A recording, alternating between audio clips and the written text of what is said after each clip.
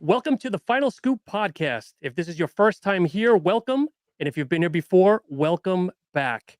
I am joined by Lucas, Mr. 50,000 Steps in a Day, Rajkowski, and the star of the cult classic Molotov Samba, Mr. Robik Samborski. We are down a man today. We searched high and low and found a great replacement. Our guest has been on the Arnold and Olympia stages and is your 1998 overall nationals champion. In addition, he is the owner of I Prevail Supplements and also celebrated a birthday recently. He is Joyzy's own Jason ARS. Jason, welcome.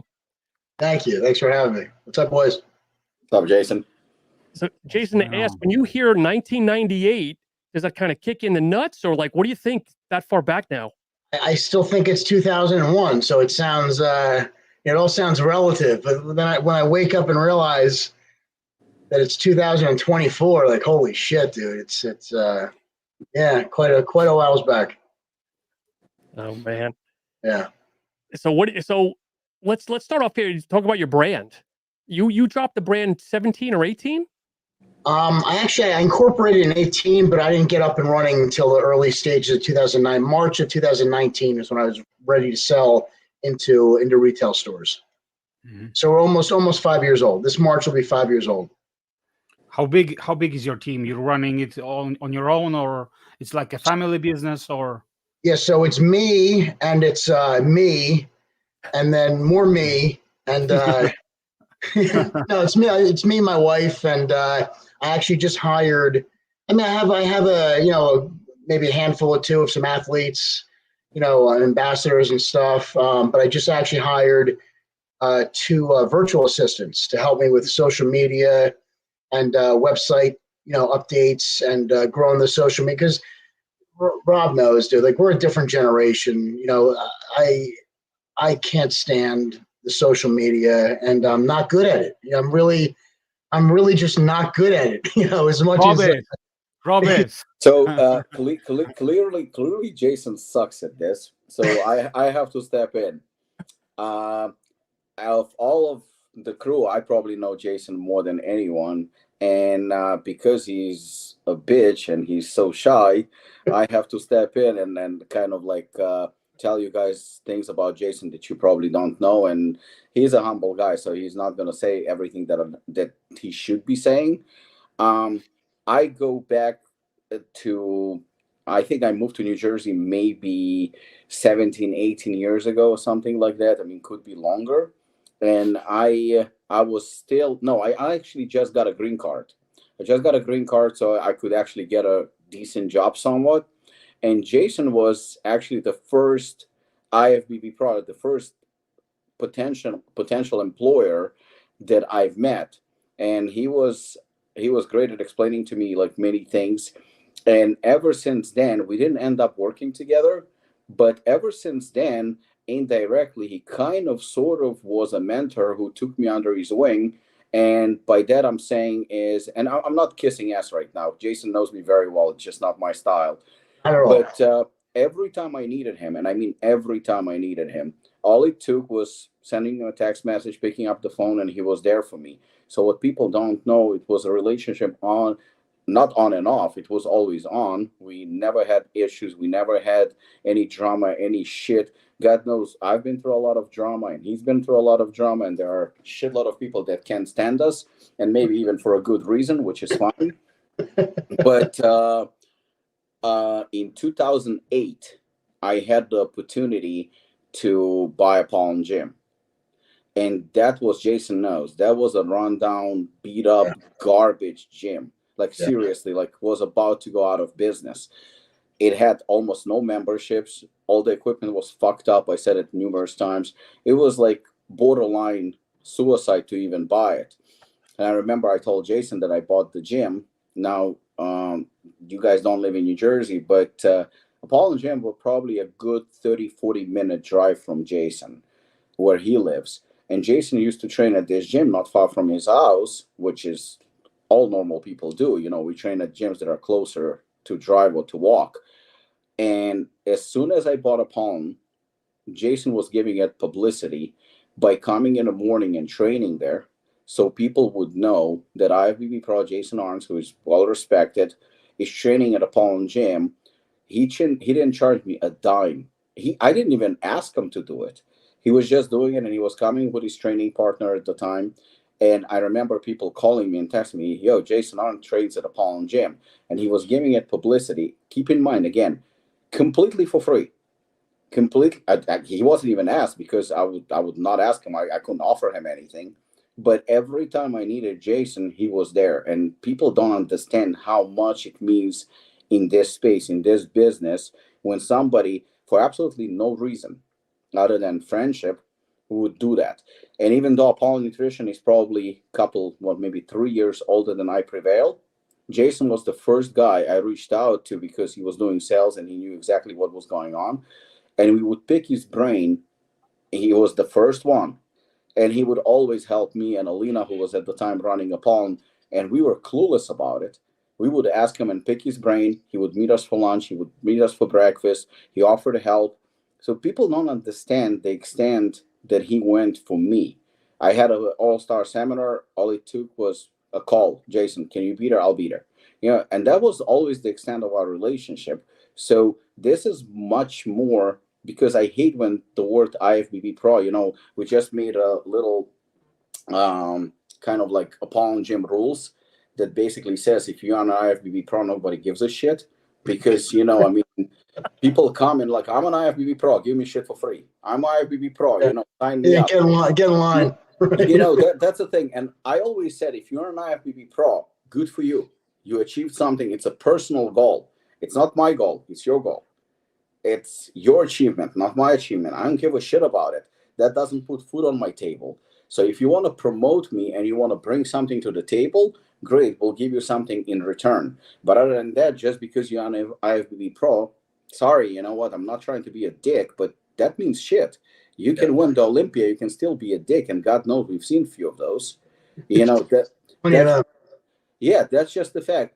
But it goes beyond the status of IFBB Pro, which he never fucking threw in my face, or I haven't seen him throwing it in anyone else's faces. There was a guy, Jason's gonna know who he is, who used to introduce himself, hi, in New Jersey. I'm an IFBB Pro. Yeah. Some people don't even know what IFBB Pro means in the first place. But I actually, because this is live and and not many people know about this, I just want to thank Jason for his friendship. That plain and simple. He's a great guy, and all the success and everything that's going on, he deserves it, because he's a hard worker. And Jason, thank you so much for everything you've done, not just for Apollon, but for me personally as a friend. I really appreciate it. Well, dude, anytime. And I always, when I first met Rob, I thought it was gracious for him. I remember him reaching out to me, and we kind of just had a bond right away. And he struck me as somebody, look, this kid is, we were all kids back then, this kid's driven, dude, and you could see it, you could feel it. There's certain people you meet. There's talkers and there's doers, and Rob was always a doer, and I think we even had this conversation when he first was entertaining the idea of buying Apollon Gym, or maybe shortly after he bought it. At the time, Apollon Gym was known for, hey, that was the place that Rich Gaspari used to train at in the prime of his career, and that's what it was known for. It really never kind of made it past that. It was always kind of stuck with that. And then after Rich's career ended, it just was stagnant. And Rob comes in and he brought it life and brought it, a different look, and, gave a different offer to other people in the surrounding areas to start, and he grew that community, which then reached out to, dude, this is one of the top places in the fucking Northeast or even across the country to come and train at, so I saw it as an opportunity as, hey, dude, I think at the time I was getting ready for my first or second Olympia, and I'd be honored to come and help you build this, or even just for my name to be a part of your building blocks of I knew would be a success. And then shortly after, Rob got into promoting and NPC and so forth, and built his legacy from there. But it was never there was never really a motive. It was just you see somebody who you want to kind of coincide yourself with people, who are at least on the same level or can help bring something to your game. And that's how I saw Rob. So it was a good relationship, and then I heard all the shit and Rob's got a problem with this one and Rob's got a problem with that one and yeah, well, dude, whatever. Fucking Rob ain't gonna keep his mouth shut, dude, and he's gonna stand his ground and fight for what he believes in and fight for what he wants to do. And he's always done that, and he's always been kind to me, and I'm thankful for that. And has invited me to his house numerous times, and watched UFC together, and had plenty of conversations on how to develop, all of our successes in business and future endeavors. So it's been mutually an honor, brother. Thank you. Thank you. If I could say as well, Jason was the first pro I had on my podcast many years ago, and he was nice enough to come back a second time. So again, I'm honored to have him back a third time. And he and I chatter over Instagram and whatnot, and no egos with Jason. So I gotta give you kudos to that, my friend. Thank you very much. You know what? There was another instance that I remember, and this is fucking phenomenal. At the time, I think Jason worked for ProSupps. I'm pretty sure he worked for ProSupps, because how long after ProSupps did you start I Prevail? About a year? Right after I left ProSupps. Yeah, there's a whole story behind that. I don't know if you want to get into it. So you did work for ProSupps at the time. So one of the first one, because Apollon, it's going to be next week, it's going to be 9-year anniversary that Apollon started, Apollon Nutrition, I mean. Yeah. And at the time, Jason was with ProSupps, and like I said, he would stop by Apollon and he would give me advice on how to do this, how to do that. But I was doing the sales, and we were maybe in the business for about 2 years when we got 2 stores, and one of them was Termini Nutrition, obviously, and the other one was Maria Collado, Pro Elite. And I get to Pro Elite because I was doing the sales. We only had 2 accounts. I get to Pro Elite, and I delivered the order that she ordered. I delivered the order, and Jason comes in, and he brings ProSupps. He comes in, and it was the most astonishing thing I've ever seen. He started helping her at the store, like literally helping her, rearranging, helping with sales, giving people advice. And I'm like, the fuck is this guy doing? But this is, I think, this is the reason why people are drawn to you. I think that's exactly, you know what? I think, and you pointed very, very, you were right. There are a lot of people that dislike me, a lot. And mostly that they dislike me is because I have a big mouth. I mean, lately I've been controlling myself, not even behaving. I mean, you can still piss me off, and then it goes from fucking 0 to 120. You're getting older. You know what? Maybe, but I'm a little bit more like, I try to ignore the bullshit as much as I can, of course. I mean, you can't really you should listen to our group chat. You can control yourself, and to an extent. But the thing is that it goes beyond people that like you, people that respect you. They will like you and they will respect you for who you are. And in this day and age, when there is so much bullshit and so much backstabbing and so much lies, and everybody says, "You, my brother, I love you, I miss you," and all that, and you can read through it, because most of the time it's bullshit. And if you say that it's bullshit, then automatically you are hated. Right. But the thing is that you have to stand for something. I mean, in all the years that I've known Jason, and there was shit that was said about Jason. In fact, in our group chat, I told you there are a lot of guys that don't like Jason. A lot. I build my opinion of people based on personal relationship. Mm-hmm. And this is probably 20 plus years, I think 20 plus years that I've known Jason. I don't have one negative thing to say about him. Not one. And we interacted on NPC level because he was competing and I was judging shows. We interacted on promotional level because he promotes a show on an annual basis. We interacted as even competitors because he has his own line and we live in the same state. But it was never an issue. And the reason is because it was always just friendship. Friendship comes first. And you know what? If it comes to a competition between the supplement lines, The pie is big enough for everyone. It's just, you know what, stay in your own lane and promote your own company, and people that truly love you and respect you, they will be happy for your success. That's the bottom line. And if you don't like somebody, rather than pretending to like that person, just say, go fuck yourself. And that's it. Yes, that person will dislike you for sure. And he's going to say about you things that you have an attitude problem, that you mean, that you this, that you that. And even among athletes, I have people that will reach out to me only when they need me. Only when they need me. And that's when the opening line, hey, bro, I missed you.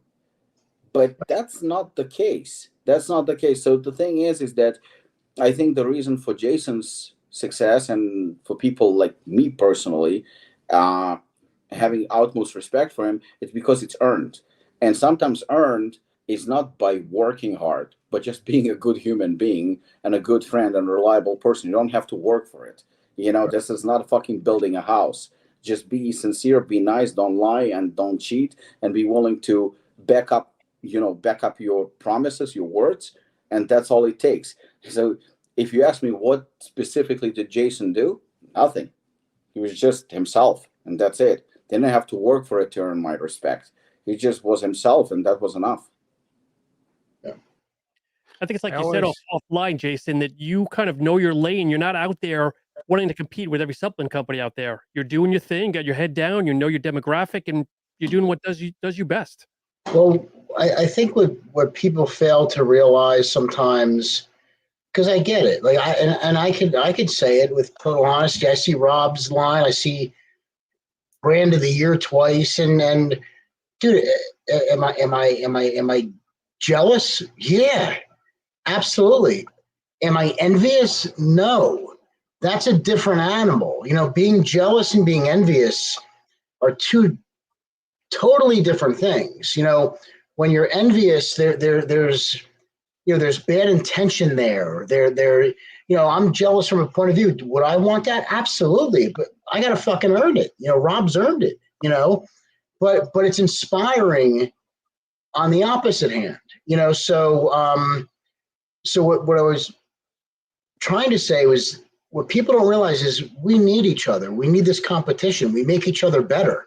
You know, I see what he's doing, and I see how he's applying it to his brand, and he's having success, and he's doing well. And excuse me, I see all the accounts that I'm in that he's now in, or I'm getting into that he was in before me, and he's growing and I'm growing. And dude, I couldn't be fucking happier for a better guy. I'd rather see him do it than some big box company. Those are the brands that I feel, you know, weaken the industry. You know, guys like Rob who are original and they have their own look and and they're not copying anybody. And just like I said, we don't follow the trends. You know, we do our own fucking thing.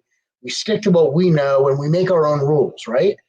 And there's going to be people that admire that and want to come along for the ride and be a part of that. And there's going to be people that aren't, that are more part of the masses, and that's okay. I don't really reach that demographic. You know, there's a term that some of these big companies use. No, hey, you know, we're marketing this way, we're going after this strategy. Well, what about this? That's not my market. That's not my market. They fucking shut it down. They turn away from it, and they stay in their lane. And that's all you can do. You start trying to keep up with the Joneses and keep up with what everybody else is doing, and you're going to lose sight of what brought you to where you are, and you're going to lose sight of the path that you're trying to focus on. So that's, you know, and sometimes it is hard because with social media and the facade and the fake image that you see constantly, it's misleading, and sometimes it fucks you up in the head. Like, holy shit, no different from these girls that see a pretty girl on their phone and they want to look like them or be like them. And the reality is they don't look like that. Yep. It's fucking imposed, or it's this, or it's body, you know, it's shopped. And it's, you know, the reality is every company struggles. Every company has highs and lows. I have accounts that have been calling me for months. And I'm like, oh, my phone's ringing. Oh, I'm getting an order. You know, an order's coming in. It's like, oh shit, it's been a slow month, you know? Now they're like, dude, hey, can I ask you something? Like, how are your other accounts doing? I'm like, oh, dude. So and it's reassuring in a sense, because you say, hey, it's not just me. Everybody's slow. You know, so I hear that across the board. I hear it with accounts. I hear it with other companies. I hear it with different manufacturers that I work with.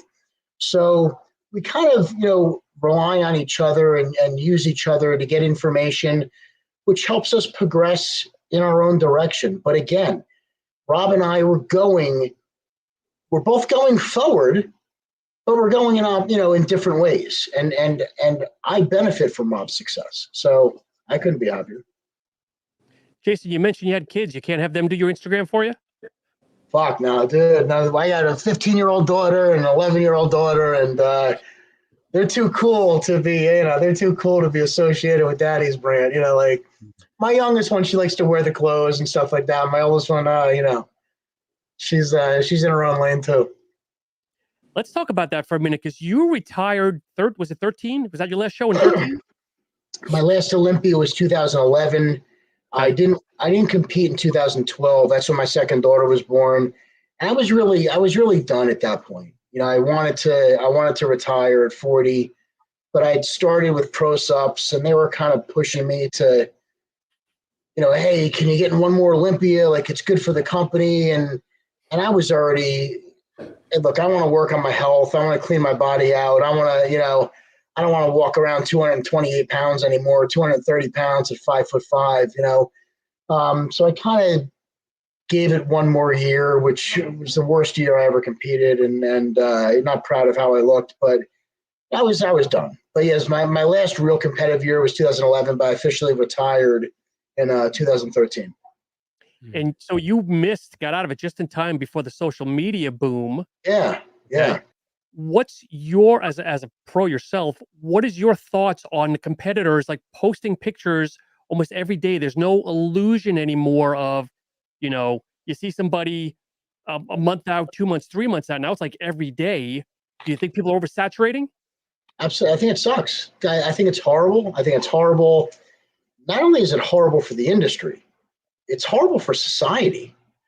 Like I was actually watching this thing earlier. They're talking about nightclubs in New York City. Rob, like people don't go out anymore. People don't socialize anymore. It's like we're in this, cocoon, of self-absorption all through your phone and social media.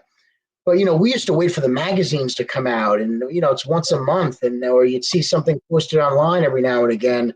It's people's progression. And it gave us something to strive for. Now it's too much. There's just too much information. And the reality is people are basic.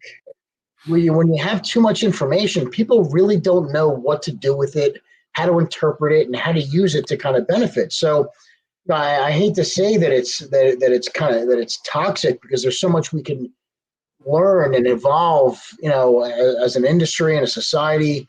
But it's gone too far. It's really gone. It's gone way too far. I think people are looking more for the negatives of anything nowadays instead of looking for the positive out of whatever the post is. Yeah. And everybody, look, when we had a problem with somebody, right? You got to go and you got to settle that problem face to face, right? Nowadays, people do it, and they're. I'm a confrontational person, okay? And I don't mean that in a bad way or that I try to be overbearing. I do it as a sense of resolve, because I don't want a problem with anybody. I don't want anybody to dislike me, and I really don't want to dislike anybody. So if I have a problem, I go and I address it, and we straighten it out, and we come to a common ground, right? Or we don't. And because of that, the more you do that, the more you build confidence in yourself to do it the next time. Like I have no problem addressing anybody. However, nowadays, people are afraid to fucking talk. People are afraid to face one another. That's because they do it over the phone, and there's no integrity there. It doesn't build character. Confrontations build character. And character, it builds confidence. And when you have confidence, you can apply that and assert that in a way that could grow your business or grow yourself as a person. They walk around with their fucking head downs and afraid to have eye contact. And it's a different time. Jason, but to be honest, this was the main purpose of this podcast, because we wanted to bring, the honesty to the industry and just like showcase, not only the brands, the owners of the brands, but, we also wanted to, lighten up the bullshit that's been going on, because there are so many shit talkers, out there, and so many scammers. I can talk like days about this, but we all know about all these review channels and so on that are just preaching stuff while they're paying on the table, for what they're doing, and so on. It's like a fake hype, so Yeah. this just pisses me off, but what you said, it's definitely, straight up, because I also do agree with what you said, that people don't have, cojones, right now, just to like go and speak, to eye. They basically like, okay, I'm gonna text this person, and tell him what kind of a person he is, right?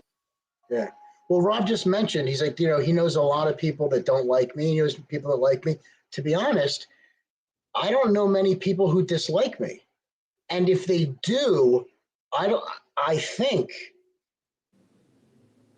happen to think that they don't dislike me for anything I've done to them, or they might just dislike me for another reason. I really don't know anybody who could say, hey, he fucked me over, he did this, he did that, I don't like him for it.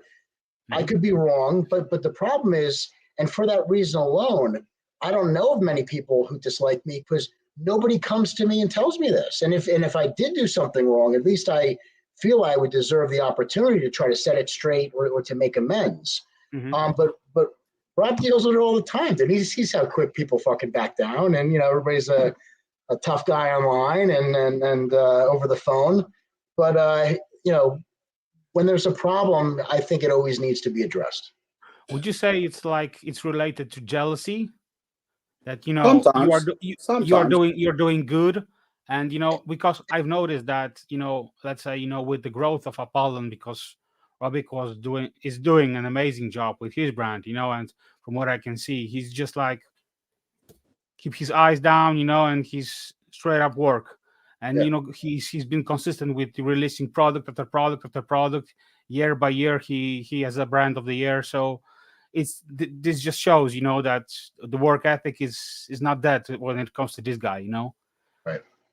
But Jason, you're the same too, though, because when I follow your Instagram, you're always doing live from the road at a customer. You don't seem like you're just on your phone from your home office. You're like in the store. I'm out and about. I just got back from Texas and Oklahoma. I was there last week. I'm traveling again next week, and this is what I do. This is what I do to grow the brand. I'm a kind of knock on your door type of guy, and I believe in relationships.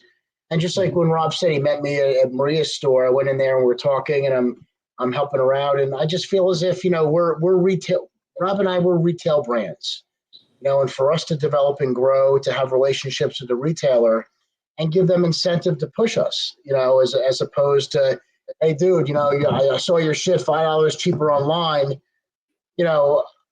I take that out of the stress. People don't have the stress of that when they deal with I Prevail supplements. They know they're supporting a brand that's committed to retail stores. And I take pleasure in that because I'm that kind of guy. I like walking into a store and picking something up and buying it and looking at it. And, I'm not an online shopper, But that's a lost art also, though. Everybody, all these new brands opening up. Well, I've got 10,000 followers, so I'm going to make all sorts of money. They're not talking to people. They're not in the street. They're not at the seminars. They're not at the bodybuilding shows with tables. Like, you guys are a dying breed. Yeah. So, and that's a great argument, and that's one thing that I see that it's easy to lose sight because you see they're flash in the pans, and they're bright this moment and they burn out. They don't last because they're selling you an item. They're going to sell you this pre-workout, and then they're done. And then once the new influencer pops up, everybody's going to jump to the next one, but what we're doing is we're building brand loyalty. Mm-hmm. And I'm not looking to have a one-night stand. I'm looking to be in a relationship and to develop this relationship over years. And look, this is not who's really admirable, who I see is a real admirable brand. And they're not a top-notch, flamboyant, Instagram or social media. Look at Labrada Nutrition. Lee Labrada. He's got his lean body. He's got a couple products, and he's been relevant for at least 2 decades now. Yep. That's unheard of. I mean, that's what I aspire. I want to be around. I don't want to, hey, I'm going to sell in 5 years and make my million. I'm not about that, dude. I want to be around. I want to be relevant. I want the name to carry on, and people have trust and faith in what I'm selling them and what athletes could use to help them along their paths. Where did I Prevail come from? Well, so I've been formulating since I was an amateur, so the formulation of things, that was just something that I always took interest in as an athlete. On top of learning how to train the best I could possibly train, on top of learning how to diet the best I could possibly diet, how to take drugs the best possible way to one, be safe, as safe as you could be, right? And 2, make the most gains without overdoing something or compromising your physique. And then I applied that to supplements where, hey, dude, if supplements, what does it help us? 5, 10% tops, you know what I mean? But that's 5 or 10% that I'm not going to fucking let somebody else have over me, right? So I learned everything I could possibly could about supplementation and timing of nutrients and when to do this and when to do that. And I started making my own shit from back when I was an amateur, and then I carried into my pro career. And then I started working for a couple different companies, and then I would help them with some formulations, and got to the point where I'm not getting paid for this. I'm making some good shit, and it's doing nothing for me, So at the end of my ProSupps career, I knew it was really taking a turn in a direction that I didn't want to be a part of anymore, and that's big box. They got into Walmart and they got into this store and they started making the cookie and the beverage, the carbonated, which everybody, and there's nothing wrong with that, but I'm more of a niche guy, and maybe I'll have that one day. But right now, the direction I wanted to go in is be a guy who not just the top athletes could take, but anybody could take this stuff and they're going to feel it. They're going to benefit from it, Jason, let me ask you one question as far as ProSupps. Do you think they lost the identity as far as going to, these bigger chains like Walmart and so on, and spreading all over, while they should focus on, their niche, their market, their customers and so on, because I remember, back in the days, we had ProSupps in our distribution. Yeah. Right now we brought them back, but that it's not the same as it was, back in the days. So yes, that's exactly what happened. And the problem is everything has a shelf. Everything has a cap, right? So you have a business, and at some point you have to realize this business is only going to get to this level, right? For what you're doing, you're only going to get here. And then when you get there, just like any business, a business wants to grow, right?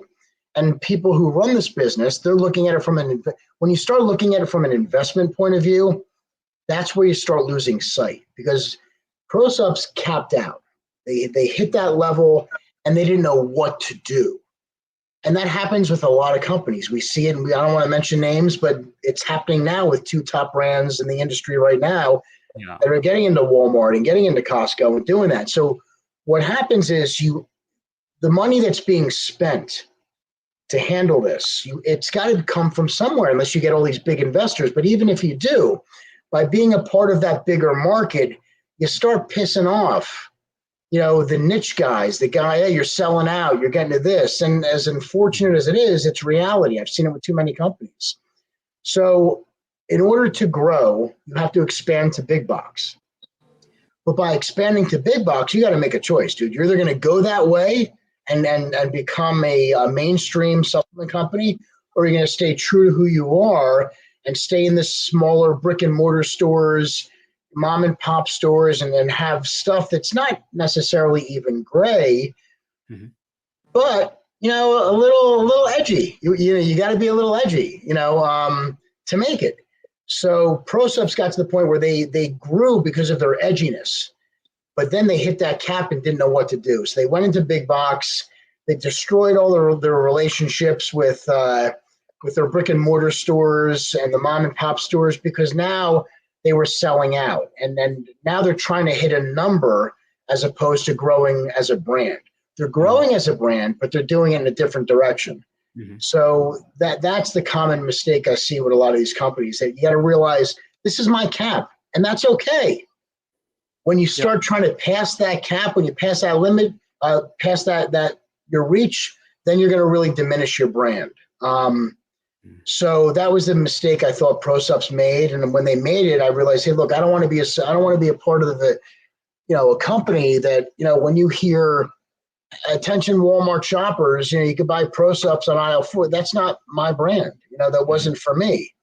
So it was a time to really start looking at doing something in a different direction. And I had other offers. But I was like, I'm gonna do it on my own, and I'll start off small, and I'll do it my way, and I'll take my time, and I'll grow, and I'll learn. And fortunately, I was able to learn from 2 other companies I worked for. I learned a lot what not to do, and that helped me. But in the process, I had relationships in like 14 states, that I was doing business with 2 other companies that, hey, I know I'm going to get some support from some of these retailers. I'll grow within the region, and then I'll spread it out. So that's been my model. Mm-hmm. The funny thing is that, speaking of gray area, so I just remembered a story. A lot of sales reps, a lot of IFBB pros, athletes don't know actually about ingredients and supplements. They have no clue. Then again, I guess this is the reason why I'm not liked very much. But they just don't know. They just don't know. And Jason is one of very few that actually does know. He knows ingredients. He knows supplements. He always knew about it. He always did his research. So we have a Walgreens, not Walgreens, Wegmans supermarket that's not far from where we live, because we live very close to each other. And one day, Apollon Nutrition was maybe around for about 2 years, 3 years. I don't know. I get to see Jason. We meet by a chance at the supermarket. We're doing shopping, like 2 bitches doing shopping for their wives. So they sent us with a little list of what to buy, and here we are. So it's embarrassing, but it's funny. So Jason goes to me. First thing he says to me, and I remember it precisely because we just walked into the store together from different sides. I don't know if Jason remembers this. And the first thing he says to me, yo, I got to tell you something. I'm like, what? I know an ingredient that you have to put in your supplements. I was like, because there's this ingredient you have to put in your supplements. I was like, and he was so passionate about it. I'm like, what? He goes to me, it's called hemp citrate. And I'm like, really? What the fuck is it? And he goes to explain to me, this is like a drug. This is so strong. And citrate is the way to go. I go back and I'm like, okay, Jason said hemp citrate. I have no idea what the fuck hemp citrate is. I'm doing research. By the time I fucking was about to put hemp citrate as per Jason's advice in my supplements, it got banned. Oh, that's right. That's right. It was right before they banned it. Yeah. Yeah. And another example about somebody that, actually all of you probably know who he is, but he's an IFBB pro, and he had his own supplement store in New Jersey. So one day I walk into it, we were talking, and he was contemplating whether to carry Apollon Nutrition brand. So like I said, I'm not going to say who he is, but Jason probably already realized it because there are not many pros that have stores. He had a store. He doesn't have anymore. And I walk in, probably that's the reason why he doesn't. And he goes to me, Apollon Nutrition, you have a good brand. I'm like, yeah. He goes to me, but your protein, shit. I'm like, what? I was like, why? He goes to me, it's not good. You got to have isolate. That's the only thing that's good, isolate. I was like, well, I have 50-50 Formula X, which is half isolate, half casein. Yeah, casein is not a good protein. I'm like, what? What's wrong with it? He goes to me, that's not good for bodybuilders. It makes you hold water and makes you fat. And I'm like looking at him like, what the fuck? And just by the way he delivered it, I knew that there was no point of in arguing or trying to like say like, man, you're wrong. You're like completely wrong. You know, but that just goes to an extent to show that unfortunately, you know, there is old school and, you know, and where we are today. And, you know, people our age, 40s, 50s, we sound old. We sound older than we actually are because we actually can compare that era to this era. And we actually miss that era because there was more knowledge, there was more research. Yes, if you had a problem with somebody, you would confront that person, or that person would confront you, and he wouldn't do it in front of everybody for a public spectacle on social media. It would be two dudes meeting face to face, talking it out, and, you know, making, you know, trying to figure it out. It's not necessarily aggressive where you have to punch each other in the face. That's not what it's all about. It's about actually, you know, talking it out and, you know, making sure that you can resolve an issue. That's not the case anymore. Just like it's not a case anymore about knowledge. Nobody wants to do research. I mean, sometimes I'm asked questions that are really dumb.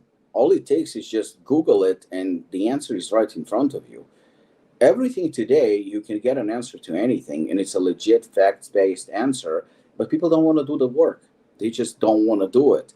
And as to what Jason said about, you know, staying true to yourself, he's right. I remember when ProSupps I actually bought ProSupps because of Jason, because I didn't know about supplements what I know today. And Jason was, you know, wrapping ProSupps, and he would stop by, and I remember when I always mix them up, either Dr. Jekyll or Mr. Hyde, one of those pre-workouts, when it hit the shelves, it was legitimately an amazing pre-workout. I remember, if I remember correctly, the caffeine dosage was 419, yeah. I think. And at that time, it was unheard of. The only one who beat that 419 was me when I came out with Hooligan with 450. Right. But 419 was very, very, very impressive. And besides the caffeine, the pre-workout itself was well-rounded pre-workout. It was, even by today's standard, if you released it today, it would be one of the better pre-workouts on the market. And I remember when they released it and Jason told me that it's good, we carried it with great success at Apollon, great success. And then ProSupps went and changed it and made it, I mean, I almost want to say, and this is probably my problem, I always want to say that it's shit, but I'm going to change shit to mainstream. And when they changed it to mainstream, they sold obviously more. But the crowd at Apollon did not want it anymore. We had to discontinue carrying it because there was no point.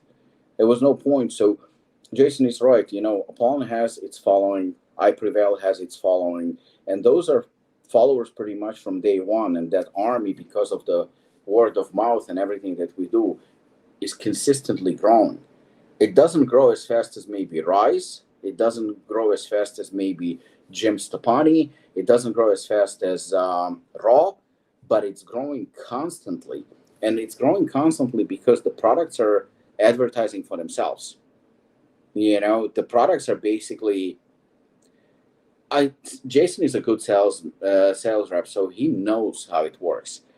And somebody as good as Jason probably could sell you shit. Like literally could sell you shit. But guess what? He could sell you shit as good as he is, no disrespect. He could probably pull it off once. Because once you try that shit, as good as Jason is, you're not going to buy it again.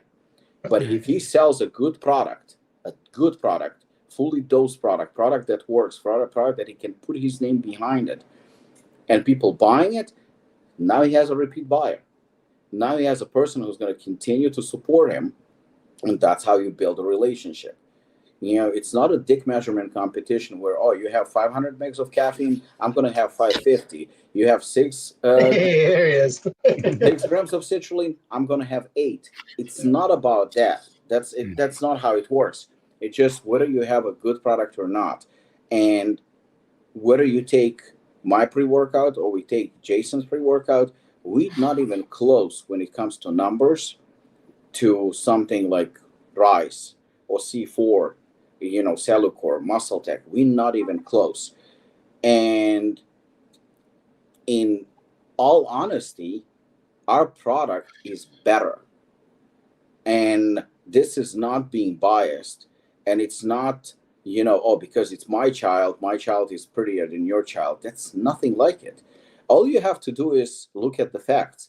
Look at the supplement facts. I will give them that maybe they taste better because our ingredients, like Jason said, our ingredients maybe don't taste too good because we are pushing performance, we're pushing results. So, it's very possible that C4 tastes better than I Prevail pre-workout or Apollon pre-workout. 100%, I would probably argue that it does taste better. But as a product, it's not even close. So now we have that army of followers that buying C4 because it costs $29.95.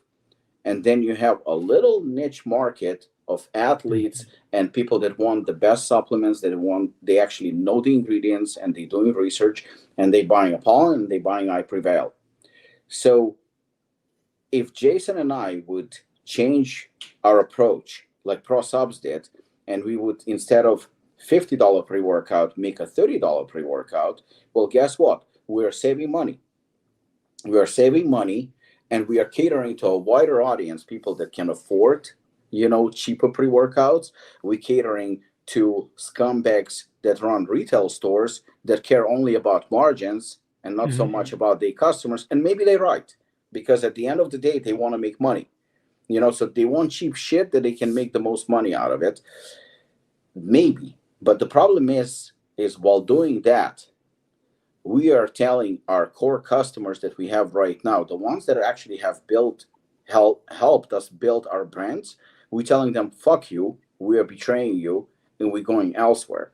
That's essentially what we are doing. So to them, we are scumbags. To them, our reputation is tarnished immediately because that's what we are doing. We basically cheating them. Selling out. I'd rather stay number one. Number two, we just don't have the money. I mean, I'm sorry to say it, we don't have the money. We don't have investors. We don't have, fat bank accounts. We don't have it. So yeah, but even for if us to go that far, why? Robic, but even if you would have investor or Jason, would you pull the trigger and do that? Probably not. Probably not. Because the thing is that you want to stay original. Listen, we're making enough money to feed our families, and people that work with us and for us. And at the end of the day, I have to look somebody close in my life in the eyes and go to bed knowing that I'm doing something right, that I didn't change. Because we also have, Jason has 2 daughters, I have a daughter, and having teenagers, that's not an easy age, but they're still not stupid. They're not stupid. They proud of their parents. They proud of what their parents. They still watch our Instagrams. They still watch our social media. They still know what we are about. So when we are doing an honest thing and then we turning out and selling out and doing dishonest thing, guess what? They can see it. I'm not comfortable, with my daughter seeing that I've changed and I went against my principles. You know what? We're making enough of a living to support our family. And maybe it's very, very naive to say, but not everything is for sale. Not everything. I'll give you 2 examples, okay? And to kind of piggyback what Rob just mentioned, I was in an account last week in Texas, and this is an account that I really genuinely enjoy doing business with because he sees things the way we do, right? He wants good products in his store. He wants his customers to get results. He makes his own pre-workout. So my pre-workout doesn't sell as well as his in his store. And dude, it's his store. He's going to push what and his pre-workout is edgy. It's one of those areas that he loves to indulge in. And he says outright, and it was kind of reassuring to hear. I said, what's the feedback you're getting on it? He's like, dude, it's like fucking crack. They love it. This and that, blah, blah, blah. He goes, the taste is okay. And he said it just like that. The taste is okay. He said, but it fucking works. I said, well, how do you juggle that? Because I deal with different accounts. They handle that same question different ways, right? So he said, dude, my customers, if it fucking works, he's like, as long as it doesn't taste like shit, he goes, they fucking love it. On another hand, I was in an account the other day, or this was a couple months back, and I was asking how my pre-workout was doing, and the first thing is like, people don't like the taste. I said, what do you mean they don't like the taste? Like, and actually, it's a he didn't like one flavor. Now, Okay. but the way he related to me was people didn't like it. I said, well, dude, let's crack open a bottle. I'll cover it for you, and let's sample it out, okay? So, dude, I'm in a store. 6 people came in. 6 people while I was there. We sampled that. It was my watermelon flavor mission. Dude, all 6 of them, like, holy shit, dude, this fucking tastes great. So I'm looking at him after the first person. I said, what do you mean it doesn't taste good? He's like, dude, I just didn't like it, so I wasn't pushing it. Well, dude, let the other people try it, right? So I had, out of the 6 people that tried it, 2 of them were like, dude, I'm not even a watermelon guy, but I would buy this. It tastes like Jolly Rancher. But this goes to show you with what we deal with customers. 1 person out of the 6 said, can I see the label? They're looking at the label like, holy shit, it has all this in it. The other 5 would have bought it on taste alone, right? 1 out of 6, that's 18% of this guy's population. And this is a population that these guys, it's right next to a gym, so they're going in to train. 1 of them cared what was on the label, okay? But with that being said, back to the account, I have another account that says, oh, it's got to taste good, or they're not going to buy it. It's got to taste, well, don't they fucking care about if it's worth, like you talk about Bucked Up, okay? You have Bucked Up, which is probably one of the top selling pre-workouts in the US anyway. I'm not sure how it is across the globe.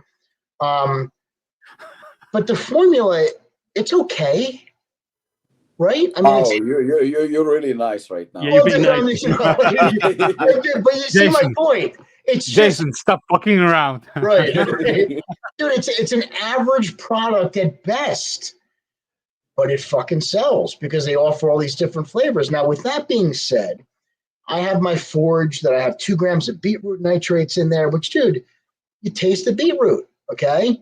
And it's hard to get over sometimes. And I actually thought about, hey, would it sell more if I took the beetroot out of it? Yeah, it probably would. But fuck that, dude. I like it. It's how I made it. I'm fucking keeping it. You know, and that's just how it is. I was in an account that recently that he's like, oh, I started carrying Apollon. So I'm like, oh shit, how's it doing? Because I know Rob, he's got some good formulas, and he's like, dude, people like it. He goes, some people it's too strong, so they're doing a portion of the serving, this and that. He's like, but a couple people said, well, the flavor, and I'm like, and he's like, well, some people were bitching about the flavor. Do they fucking like how it works? Like doesn't that come into it? Like, I would think that would be the deciding factor. But his market, it's more of these young kids that it's got to taste good. It's got to do that. Like, dude, I just don't get that demographic. So I stopped worrying about catering to that demographic. It's not my demographic. It's not my market. But that's where things have... Go ahead, Lucas. I will give you like a small example, from this week, because Shane dropped the news on his side, but just wanted to let you know. So there was like a big company from Germany. They were financed by ESN, and they were called Value, like the black label with the red V, So they were like loaded formulas, everything on top, from trademark ingredients, full dose stuff, for like Supplement Geek. These are just like top notch, products, as far as like the flavors, not that much, but what you expect, when you got like a huge label with fully dosed stuff and so on, so they had to close doors this month just because there was basically no traction, there was no sales, and ESN is financing Value, but at the same time ESN is also like pushing their own stuff, but at the same time ESN is like 50% maybe cheaper than Value, so this is when you see this discrepancy, plus from what I can see from my standpoint as a like supplement distributor, I'm getting like messages like every day, and they're like, Okay, Lucas, send me suggestions to best pre-workouts that you have. So I'm sending them like my top favorites, what I like to see. And next question is always like, so which one tastes the best? Right. And I'm like, dude, you're killing me. You didn't even check the formulas. The intro workout that I used to make myself back when I was competing, dude, it was a mix of like, and we didn't even have carbs. So I know Rob uses cyclic dextrin, the cluster dextrin. I use carb 10. So there's different. We didn't even have the luxury of having these good carbohydrate sources. But I knew the importance of an intro workout. So at the time, all I had was fucking Gatorade, dude. It's all I had. Gatorade turned to Waxy Maize, and it turned to Vitargo, then it turned to Carbolic and Carbolin. Then it was cyclic or cluster dextrin. Now it's a pea starch. But I used to take my essentials and mix them all together in the Gatorade bottle, right? And add some sodium and add this, and that would be my intro workout. I did not once for a second did I worry about how it fucking tasted. I knew this is what's going to benefit me during my workout. I'm getting it in me one way or another. I don't give a fuck how it tastes, but that shit's getting in my body, And that was the main thing. Now it's Lucas, it's a different time, man. It sucks. That's what it comes down to, because I see people saying that they sip their pre-workouts now, and let's face it, who the hell sips a pre-workout? But that's another thing. Like when it comes to pre-workouts and people like argue about taste, like this isn't a fucking wine tasting convention. You're not taking it and having it over a meal. Shoot the fucking thing down. What people don't realize is most of these components in your pre-workout, they take a good 30, sometimes 40 minutes. Like for citrulline really to be effective, you're almost at the 40-minute mark. So if you're sipping on this during your workout, by the time you're done, that's when it really starts working. And then you've passed that window. So you want to get this shit in you before you get to the gym and then make it fucking effective. And what's fun, and what's even funnier is that they are dry scoping this shit, without even drinking fucking water. Right, mixing not even constituting a fucking shaker. Yeah. Right. It's not even constituted. And after that, you're seeing these reviews. This product doesn't work. Well, dude, it's like trying to digest a meal, right? Without drinking. Yeah. Right? Like it's going to be slower. It's going to be released slower through your system. Your body's going to break it down at a slower rate. People don't realize you need water. You need hydration to not only activate some of these ingredients, but to get your body to absorb them. Mm-hmm. And common sense just isn't a fucking thing anymore. It's crazy. Yeah. Well, we live right now in well, first of all, my personal belief is that if you have protein or you have EAAs or something like that, something that you actually drink and sip, yeah, I would personally also like for it to taste good. And it's actually not that difficult to taste good. So I like the fact that our stuff, the protein and the aminos, they taste good. And I would maybe biased, but from what I see, people are raving about it and they say it tastes great. So mission accomplished. When it comes to pre-workouts, it's a pre-workout. It's especially if you're loading it with caffeine and stimulants and you try it. You're fucking bitter. It's almost blinds me. Yeah, right. You can take it as a shot and you're good to go because it's a pre-workout. And I'll give you a perfect example. Years ago, when Dorian was training at Apollon, he released his supplement line in the States. And I remember he gave me to try, I think I told you the story, he gave me to try his pre-workout when it came out. And I'm at Apollon in the office, and our office is open to everybody. You can see it from every side, from the gym or from the entrance. And he gave me to try his pre-workout. I don't remember the formula. I don't remember anything. I remember it was manufactured by High Tech, and I remember it was a prop blend. So whatever. But doesn't matter. The fact is he gives me to try. I down it quickly, and literally in front of everybody, there was a bunch of people in the office. I threw up. It was so bad. That was, easily I can say that was the worst tasting pre-workout I have ever tried, bar none. It was really bad, but it took me by surprise, and I didn't expect it because he didn't give me no warning or anything like that. I threw up, and I was cursing him out. I was like, "You motherfucker, what you gave me?" What you give me? And he goes to me, he goes, No, it's really good. It's strong. Now, again, I tried it again, but this time I was actually prepared that, that it tastes like shit. I downed it quickly, washed it down with water or something like that, and I was fine. I don't remember in terms of pump and all that, but the energy, I mean, maybe there was amp citrate in it, maybe there was DMA, I don't know at that time, but it was strong. So it gave me like very, very good, strong kick in the ass, gave me a good energy. There could have been ephedrine. Could have been ephedrine or ephedrine. Yeah. So, I mean, it could have been, yeah. So it was very strong. It was good. It was powerful. No complaints in that department. And then Dorian was like, he comes to me and he goes to me, does it really taste that bad? Because it just came out. It wasn't even available to anyone. I think it was like a sample pack. I was like, Dorian, I'm like, this is terrible. I mean, this is going bad. Right. I said to him, but it works. I mean, it works. So I was like, I was just not prepared for it. So I said, don't take it the wrong way. I wasn't prepared for it, but it works. Fuck it. So then 2 or 3 months later, Dorian takes an ad in Muscular Development. And I don't know if you can still find it or not. And I don't remember word for word, but it was basically something like he put an ad and, promoting his pre-workout, his line. And at the bottom, it says, it tastes like shit, but it works. Something like that, something to that extent. And I thought it was brilliant marketing. I thought it was absolutely brilliant because it was coming from Dorian and because, it's his pre-workout.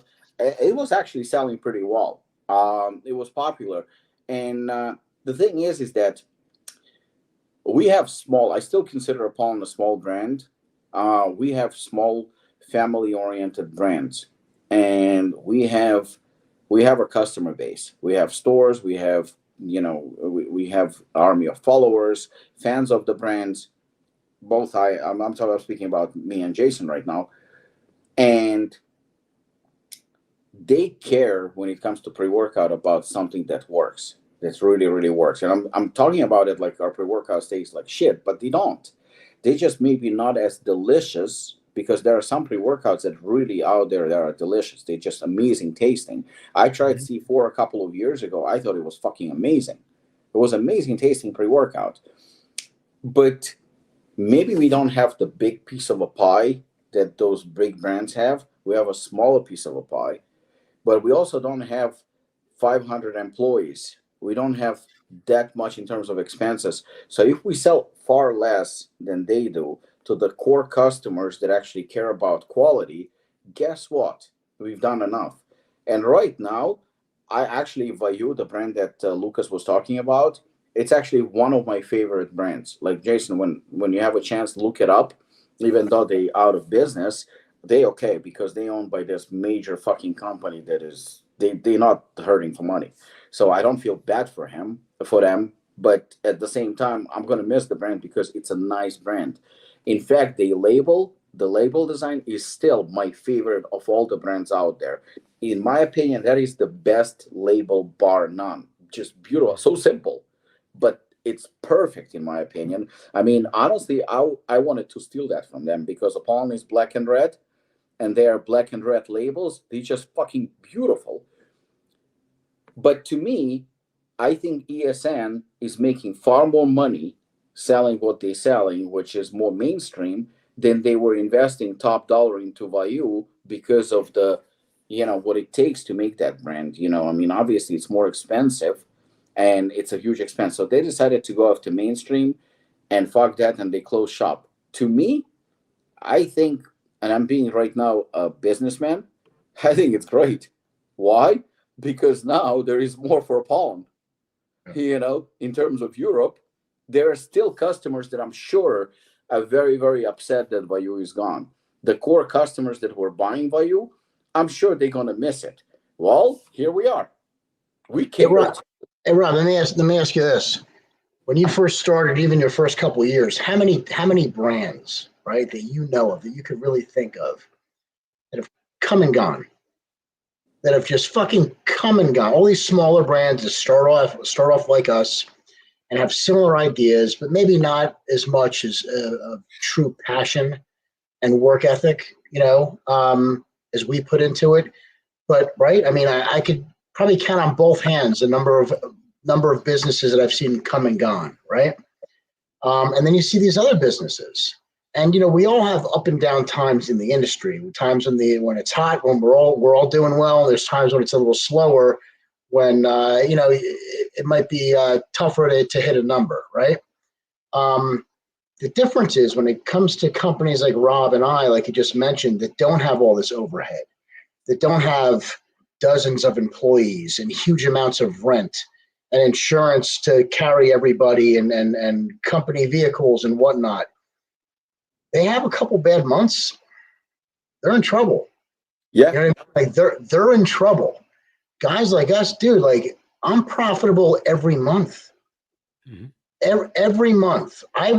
Nobody's gonna outlast me in this fight, And that's why I was saying I'll grow at my will, because I'm not risking the business.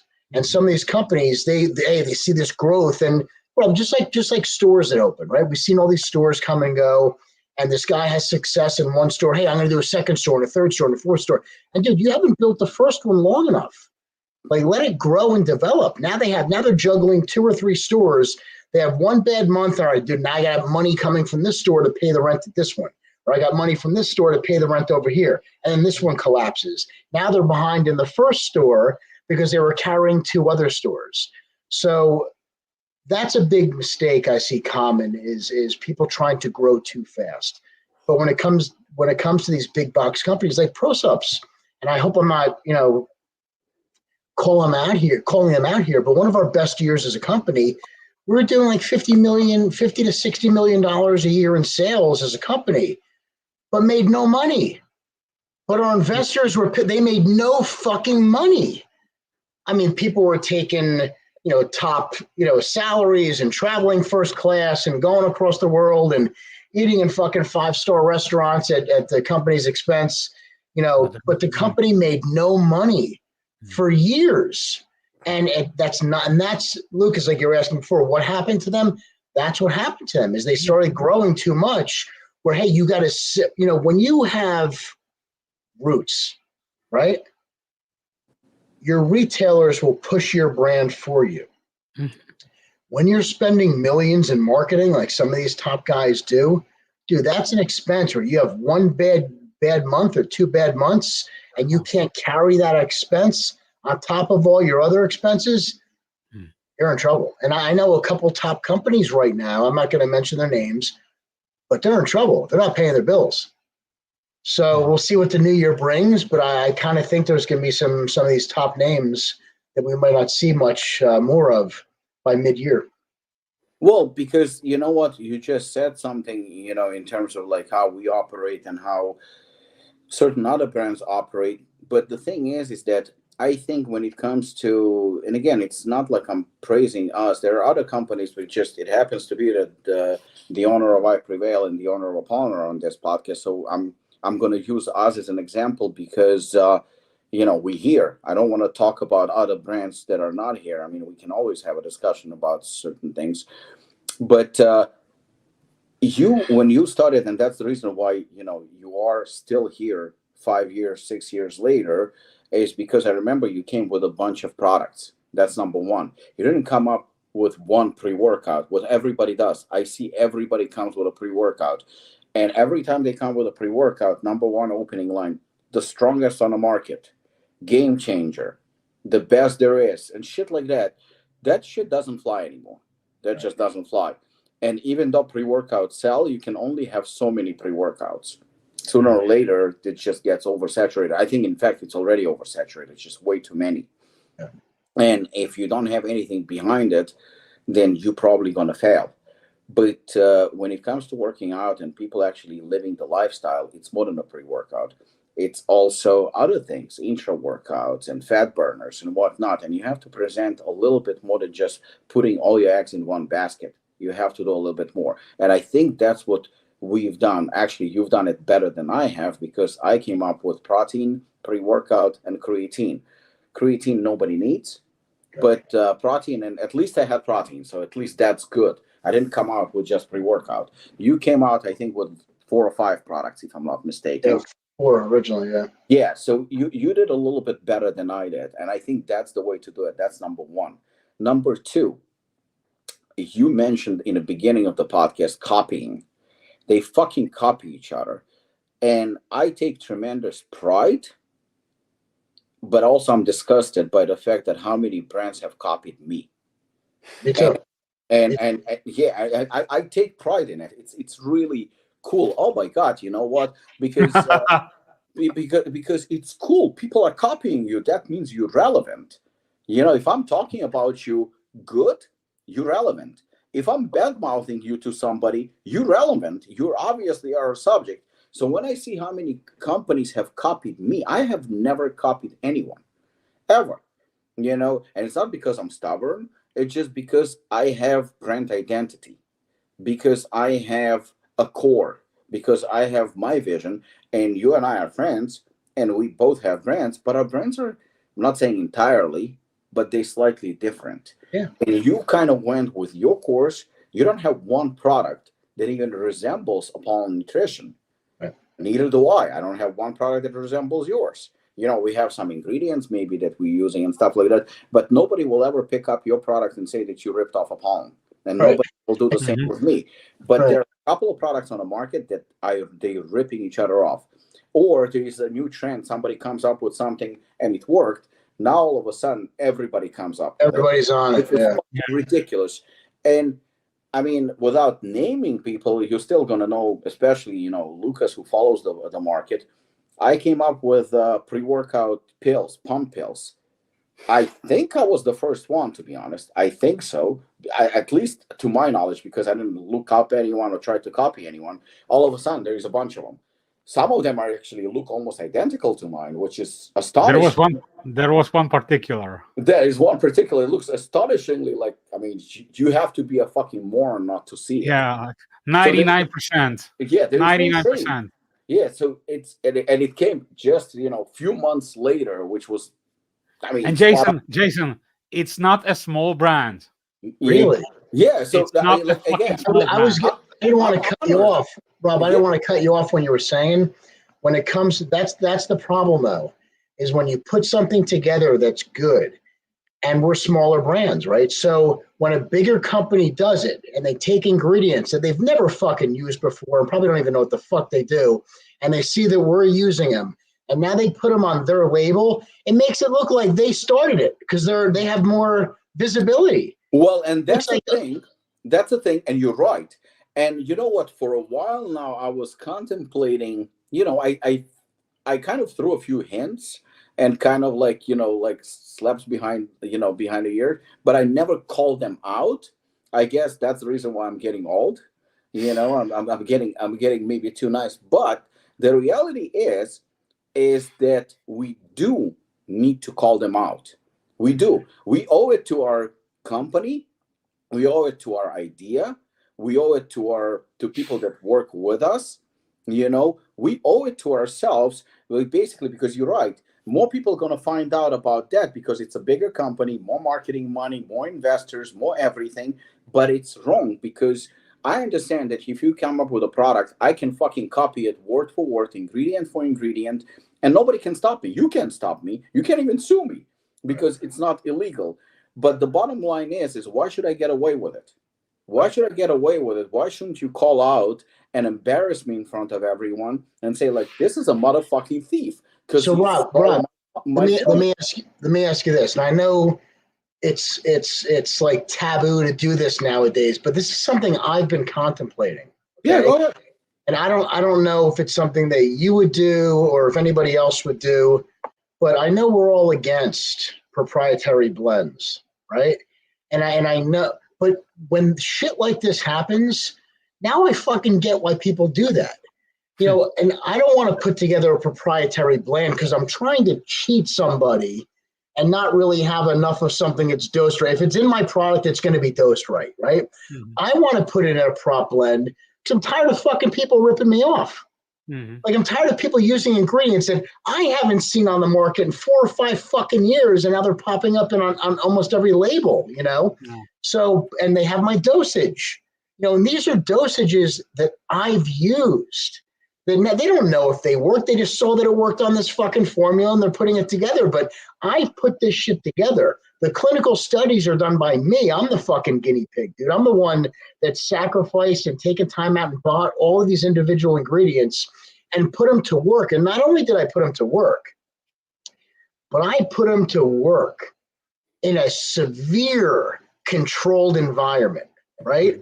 Where I was at minimal body fat, eating the same food on my prep time, day after day after day, at the same time, doing the same amount of training, the same amount of cardio, the same amount of other drugs that I was doing at the time in my preparation, my contest preparation times.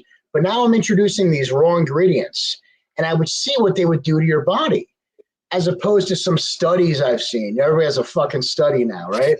The study suggests this. Well, you know, dude, if the study doesn't suggest this, you know what you do? You make another study. You know, you find another study. Though it's like that common argument. You know, if you don't like what your doctor tells you to do, you know what you do? You find another doctor. Right? You find another doctor. Yeah, you know, at the end of the day, you're absolutely right. I mean, there has to be something where you can definitely protect something. It's got to be something that's ours. It fucking belongs to us, and we keep it. It has to be. And that's the point, is that everybody's trying to copy each other. Even look, for example, perfect example right now, what is hot right now? It's hot right now to release a pre-workout that is called a daily driver. But the thing is that I don't mind that. But the thing is that daily driver can be something like somebody, Lucas, a daily driver for him is 1,000 milligrams of caffeine. That's his daily driver. You know why? Because he can tolerate it. For him, a daily driver of 200 milligrams is not a daily driver. That's a sleep formula for him. I go sleep, yeah. You know, but I'm just, you know, obviously I'm exaggerating a little bit, not entirely. He's a freak when it comes to that shit. But the thing is that we all different. So what is the daily driver? The daily driver is not right now a term to say that, you know, you have something that is mild in terms of caffeine or stuff like that. No. The daily driver right now is a perfect fucking lie that is people are hiding behind by doing low dosage, cheap shit just to sell it to you and say like, oh, you know what? It's only $29.95 because it's a daily driver. No, motherfucker. You have a pre-workout that costs $50, $60 that is fully loaded, amazing pre-workout. You just release something that is a half dose of that, and you're calling it, instead of a cheaper version, or maybe, you know, more budget friendly, which would be a perfect term. Perfect term. Just say something. This is a cheaper version. You know, this is more, you know, affordable version. You know, especially in times when economy is absolutely shit, you can make a pre-workout. You know, maybe don't have as much in terms of profit. You know, maybe cut a little bit on your profit, where you don't put as much money in your pocket. But when you're making a pre-workout that costs $20 and you're selling it for $50, and now you're making a pre-workout that costs $5 and you're selling it for $29.95, and you're trying to say like, oh, look, I'm making a daily driver for you. Well, maybe your $50 pre-workout is a daily driver for me. And when you have all these review channels and content creators and news platforms blasting everywhere, look, this company has created a daily driver. They're amazing. Well, you're endorsing a lie. That's what you're doing essentially. You're endorsing a lie, and you're endorsing cheating the consumers. That's what you're doing. Everybody says how they're doing something for the industry, for the better of the industry. But what's better for the industry is to stop fucking lying. Mm-hmm. You know, so Rob, it's not wrong to do a cheaper pre-workout, but don't make it sound like it's a fucking greatest since cutting edge. It's fucking cutting edge. Cutting edge, yeah. Right. So Rob, we've heard this because we've argued with people before, and actually I've stood on this ground before. You need full transparency on the labels. You need this. You got to give full disclosure. Why? Unless you're trying to cheat somebody. And NutraBio was the first real company that did that, right? Mm-hmm. Excuse me. They gave full transparency and the lab results and the this and the that. And now everybody does it, right? And everybody's done it to a point where now everybody's just fucking copying one another. So when it comes to full transparency, you got to see what's on the label. My question is, why? These consumers don't know what the fuck it is. People know that citrulline is a 6 gram, clinical dose because that's what they fucking read. They don't know that. And that's for somebody who weighs a certain amount of body weight, that has minimal body fat, that eats a clean diet, that they can absorb these nutrients. It doesn't have heavy sugar or heavy triglycerides running through their bloodstream, which buffers the effect of a lot of these raw ingredients. Like, the cleaner your system is, the less you actually need, the more you're going to respond to these ingredients. But my point is, most consumers don't know what the fuck they're reading anyway. Oh, well, what's a clinical dose of citrulline? Well, dude, well, Johnny, let me explain it to you. The clinical dose of citrulline, if you use nothing else, is between 3 and 6 grams, depending on body weight. That's if you use something else. But when you add agrantine sulfate, when you add pine bark extract, when you add a metaflavone, when you add beetroot, there is no clinical study for that. So the reality is, when we used to try supplements, our first thing was, does it work? Right? How do you feel? Does it work? Do you perform better? Do you recover better? Are you having better workouts? Are you applying it to your routine where you're benefiting from? If you are, okay, good. I want to take it. I want to buy it. Now, what's in it? How do I make something better than this? Right? And then you have to break down, what are these ingredients doing to one another? How are they working together synergistically? And what are they doing in your body? And furthermore, what is your body doing at the time you're ingesting them? And all this shit is relevant. And when you put together a full disclosure, full transparent label, sure, it sells right now because that's the topic, that's the talking point. But the reality is, it really doesn't matter. I know guys that respond to 3 grams of citrulline, and I know guys that can take 10 grams and still don't feel shit. So it's all relevant. But my point is, people really have to start getting behind, and it would help, companies like Rob and I.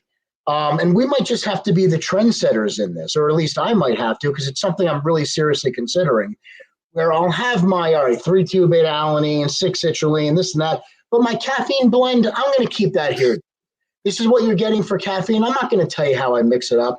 What am I using on my other ingredients? I'm not going to tell you what I'm using. I'm going to mix it up. But you're getting this in sodium, this in citrulline, this in caffeine. The base elements, the base components that I'm using, I'm going to give you. But the rest of my shit, dude, that's fucking for me. Why do I have to tell you? Like, do we know how much corn syrup is in fucking Heinz ketchup? You know what I mean? Like, no, it's their formula. People like I think, and I agree with you. Surprisingly, I agree with you. I agree with you. The really? reason, yeah, I actually do. And you agree on a lot of shit. What are you talking about? Yeah, maybe I don't know. I am getting fucking old. But the thing is, here's the reason why I agree with you. There is always a way to cheat. That's number one. And that's something that I came to a realization recently. There is always a way to cheat. Even by looking good, you can still cheat. What I mean by that is that so we obviously criticize proprietary blends, and we criticize them for a right reason, because 99.9% of the time, proprietary brands was a way to make a cheap ass product. There are companies and just put shitload of caffeine in it and nothing else. It feels like it kicks ass, but it's a shit product. And the product would cost $5 and they would sell it for $40, and everybody's well, not everybody, the consumer is getting fucked, but the company's making a lot of money. Simple. They're cheating. Now the term is synergy. And you're right about synergy. Certain products, synergetically can yield certain results, without a doubt. But now the scammers found a way to cheat. Why? Because they're going to bring a completely ineffective dosage, there's nothing in it, of one ingredient, completely ineffective dosage of another ingredient. And then they say, well, by putting them together, we're creating a synergy. But they're not. Essentially, what they're doing is that they taking well-known ingredient, well-respected ingredient, and they saying, well, the reason why we didn't, fully dosed it, or they're not going to say underdosed it, we didn't dose it, is because of the synergy. No, what you've done is you paid less for the product to make more profit. So while the synergy does exist, it just doesn't exist in your product, and you're cheating the consumer. And the same thing can be said even in fully transparent labels. So the company comes out and says, we are fully transparent. We have fucking amazing product and it's fully transparent. And then because you know what works, you're reading the full transparency. Now a customer just bought the product because it's fully transparent. But the product is a complete dog shit. It's garbage. You know, I've seen that's exactly. I've seen dozens right now of products that are fully dosed products. Well, at least not fully dosed. I'm sorry, fully transparent products, but they garbage. They complete garbage. Or you will have a label. This been done time and again, where you would see citrulline 6 grams or 8 grams or 10 grams, or you would see beta-alanine at 3.2 grams, and you're like, okay, nice. And then you read to the bottom, and there is tyrosine 100 milligram. Like, the fuck is that? The fuck is that? You know, fucking Roctomic. There is nothing in it. But I think and I was contemplating this, I was really contemplating this, I might do it, just like you. If you and I, who do have a reputation, people can like us, people can hate us, it doesn't matter. Nobody can argue with one fact that we have actually good brands. We do have good brands. So whether you like me or you don't like me, one thing you cannot say that I have a dishonest brand or garbage brand or something like that. My personal character, attack it all you want. That's cool. You cannot attack my brand. I didn't give you a reason to attack it. So if somebody like us who are, you know, whether we're respected by our peers or not is a question mark, but our brands are respected. They're respectable brands. So if we release a proprietary blend, people will buy it. So that was actually my point, because and I know you're arguing with people trying to cheat, but what about the people that aren't trying to cheat? Like, we're just trying to protect our copyrighted, or the stuff that we put in our formulas that other bigger companies are stealing from us. And the reality is could we be trying to cheat? Sure. But just like you said, we're not the people that want you to try our product once and never buy it again. We're not the flash in the pans. We're not trying to get a quick sale. I want you to buy my product, right? And dude, ProSupps had a couple products that had proprietary blends that really weren't that good, but people bought them because they liked them. And again, like if it comes to let's just say beta-alanine, you know, people aren't buying our pre-workouts to get their daily dose of beta-alanine, right? They're taking it because it works well with the other ingredients, and there is no fun. And to be honest, beta-alanine really isn't a great fucking product anyway, as it breaks up a little bit of hydrochloric acid, not even as much as other ingredients that I want to use that I haven't used yet. We'll talk about that a different time. But people get the tingles from it, so they feel it. And that's what it really turns into. They feel it. They feel something. They feel it's effective. You know, there's fat burners out there that you don't feel. You're not, if you take a T3 product, you take a Synthroid or a Cytomel product, you don't feel it, but it's more effective than any fucking fat burning you're gonna try. You don't feel fat burning, but because people don't feel it immediately, they think it doesn't work. But back to the argument of ripping people off. You know, we have brands where people know we're not trying to fool anybody. We're not trying to get over. So if they look at and I'm not saying give a proprietary blend on everything. Just some of the smaller ingredients that people don't know of, or people haven't really experimented with, or people haven't done their own studies on, or put to use in the field, or have acquired knowledge. I mean, real acquired knowledge of how these fucking things work, right? Why are we giving that out? So we could say we have a full transparent label. Okay, maybe I have a 3/4 transparent label, right? You know you're getting the citrulline, you know you're getting the beta-alanine, you know you're getting this, hypothetically, if that's what the product is. But why should you know what these 4 or 5 components? Let's say I'm using a mushroom blend, right? Let's say I'm using chaga, agarikon, you know, cordyceps, and a lion's mane blend, you know, kind of like a Pico 2 or something. You know what I mean? Like, why do I have to get, and to be honest, those aren't even dosed that fucking high. You know what I mean? Like, they're really not even dosed that good. And I want to ask Rob about something after we finish this, but you know, why do I need to give you what I found to be effective? Why do you need to? You're not buying my product to get your cordyceps dosage from taking my product. You're getting it for effectiveness, for that workout or whatever you're using it for. But leave that as it may. when it comes to trademarked, and I know, Rob, you're using more patented and trademarked ingredients, in some of your formulas now. Is that something because you believe in those actual ingredients, or do you think it's more like people want to see them, people are liking them, it's something good right now? Like, how do you feel about some of the ones that are out there?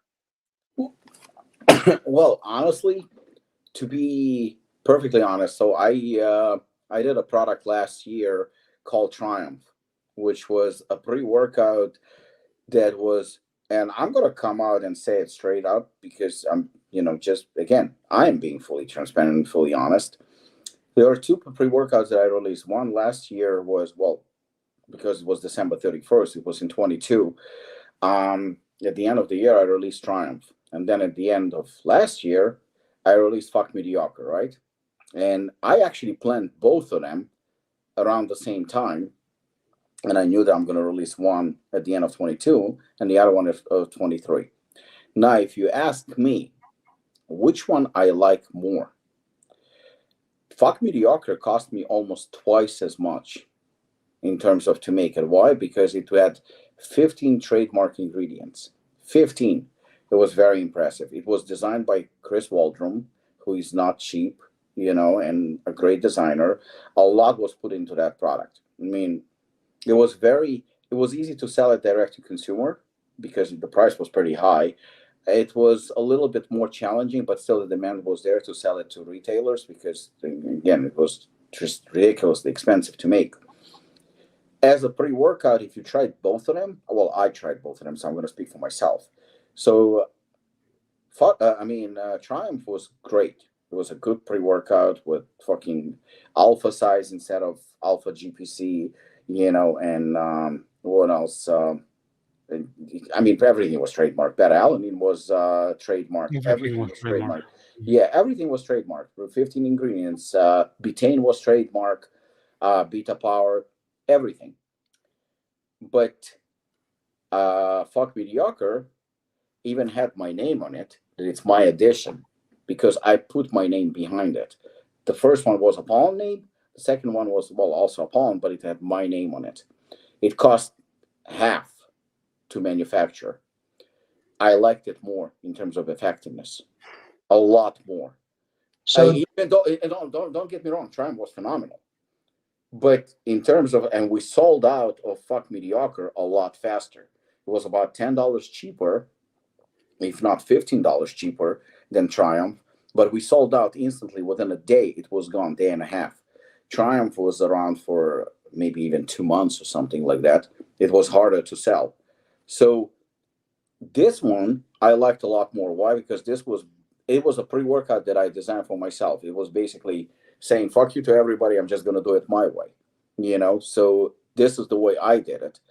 But to answer your question, no. Patented ingredients and trademark ingredients are not better. In some cases, they are. Very, very, very few cases.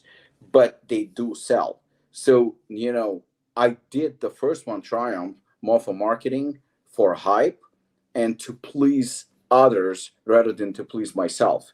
And I released the second one. I think other than estrogen, it doesn't have anything fucking trademarked at all.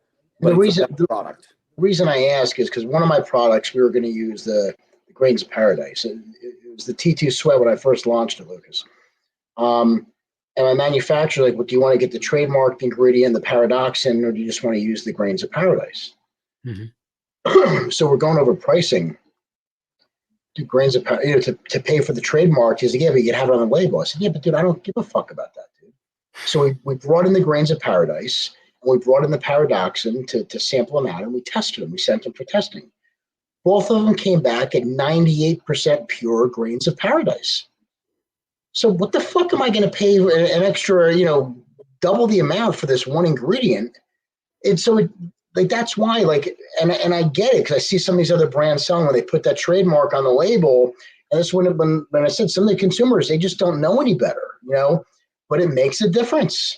It makes a huge difference. But in effectiveness, just like Rob said, there's no fucking difference. No, I mean, 98% pure, dude. That's it. Yeah, if you take, for example, and this is even a better example, if you take Adventure Z, right? Adventure Z comes, I think, at 30%, and I think they have 50% synephrine, if I'm not mistaken, but mostly it's 30%. 30% Adventure Z is way, way more expensive than pure synephrine. And pure synephrine comes at 98%. 98%, and it's a lot cheaper and stronger than Adventure Z. So I think but here's the problem. The problem is that you and I know about it, and Lucas knows about it, and Sean knows about it, and that's not good enough.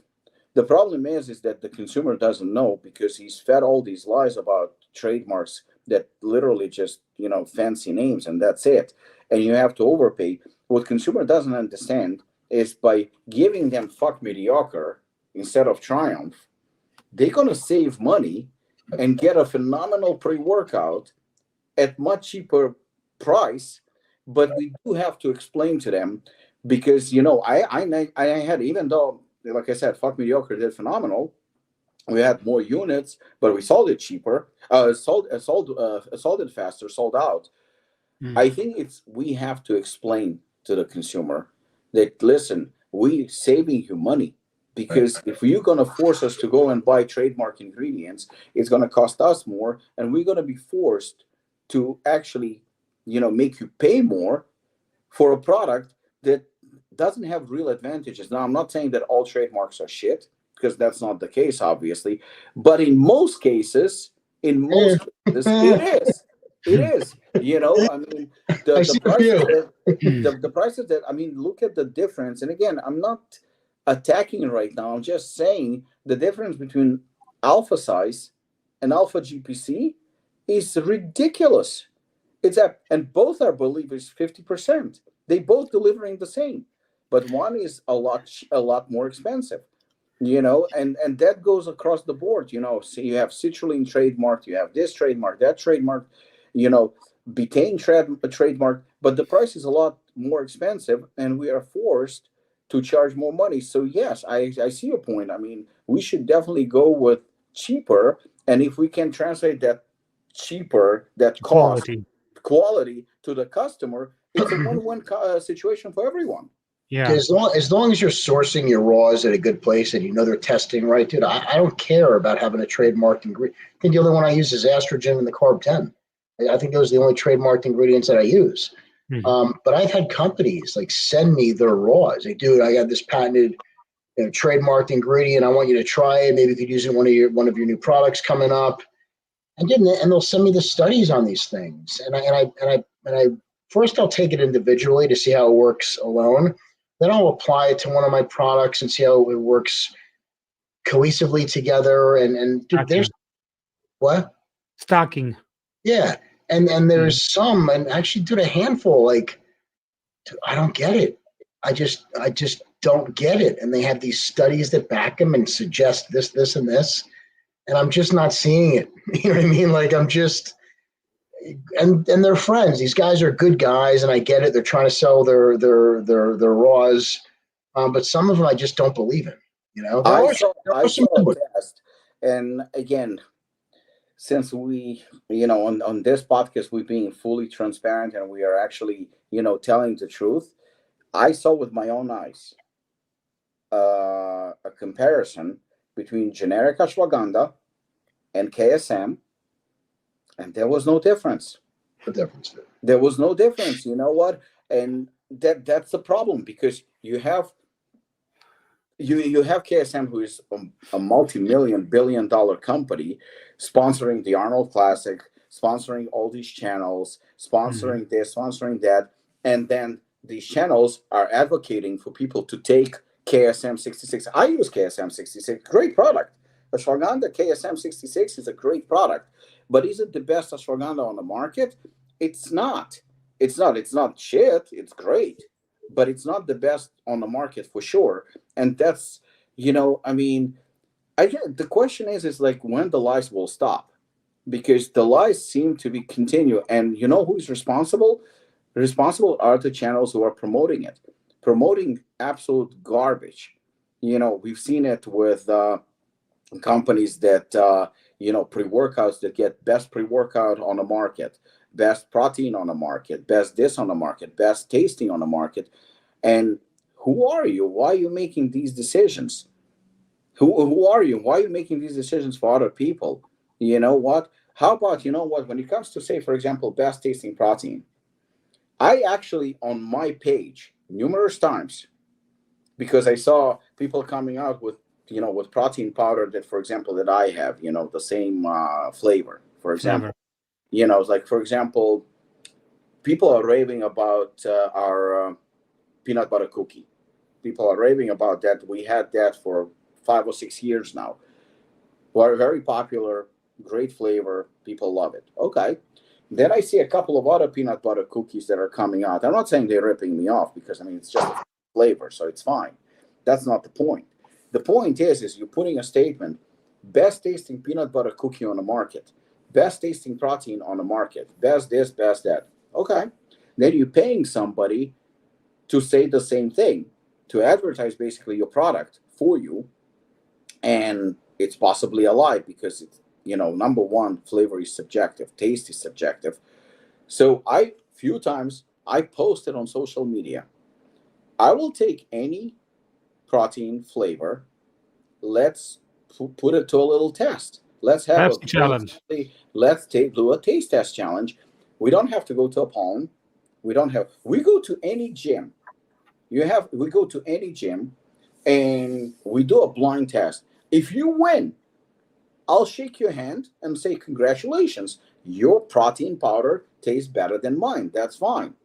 But let's have a blind test competition where, instead of saying it, let's back it up. I posted it numerous times. Not one company, including, you know, some companies that I know that they have the same flavor, I even tagged few, not one company responded by saying, let's do it.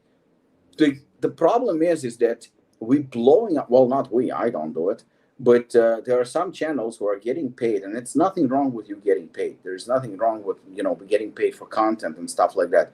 But the lies, you know what? That's the problem.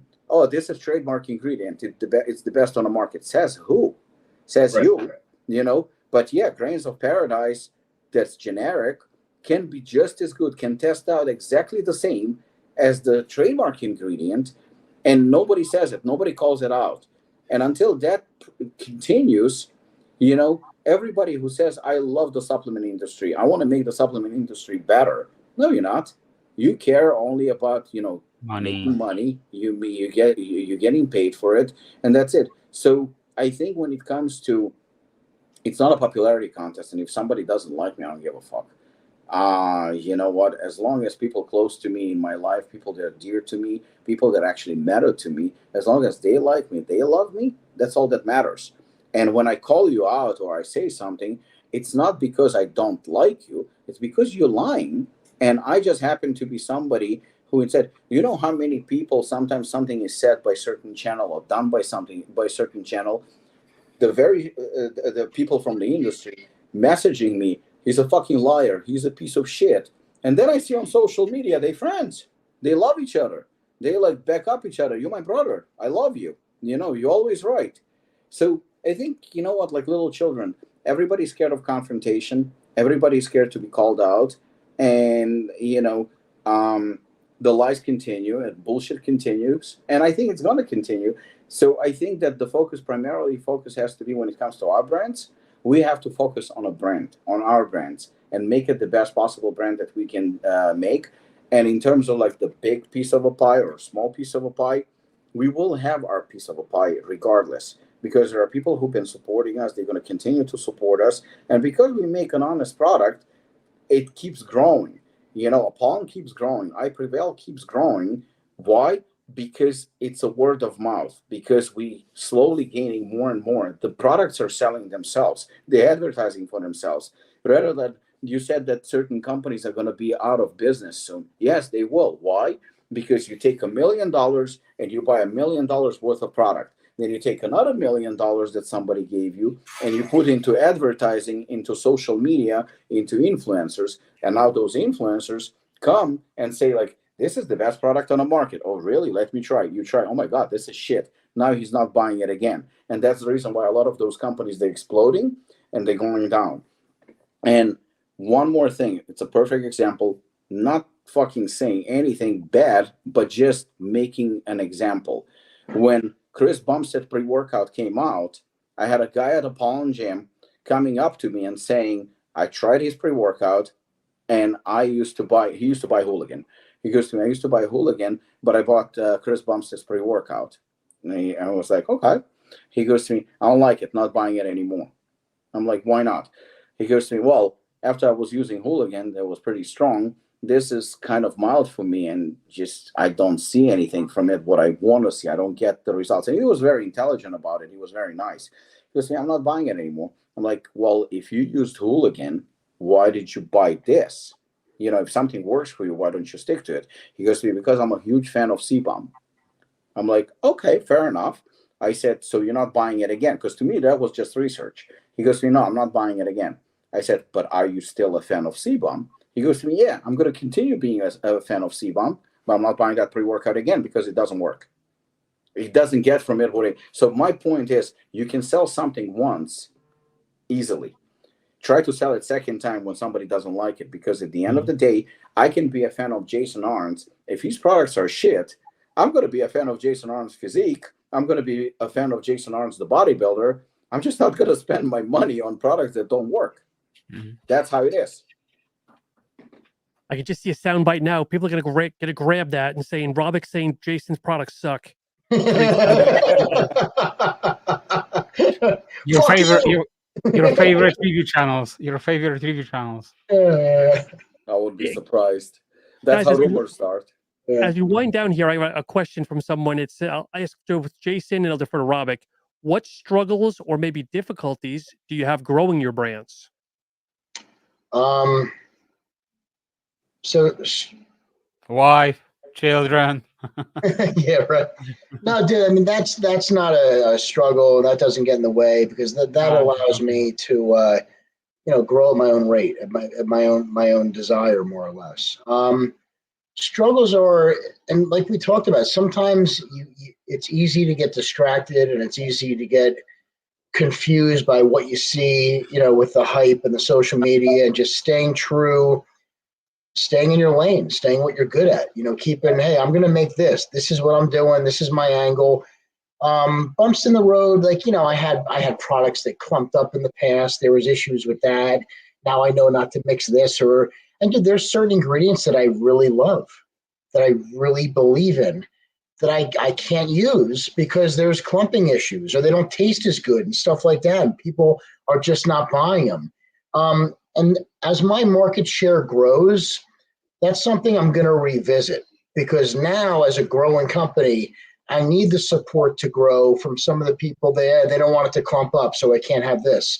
All right, well, in a process, I had to add this ingredient. It's an anti-caking or anti-clumping substance to prevent it from clumping.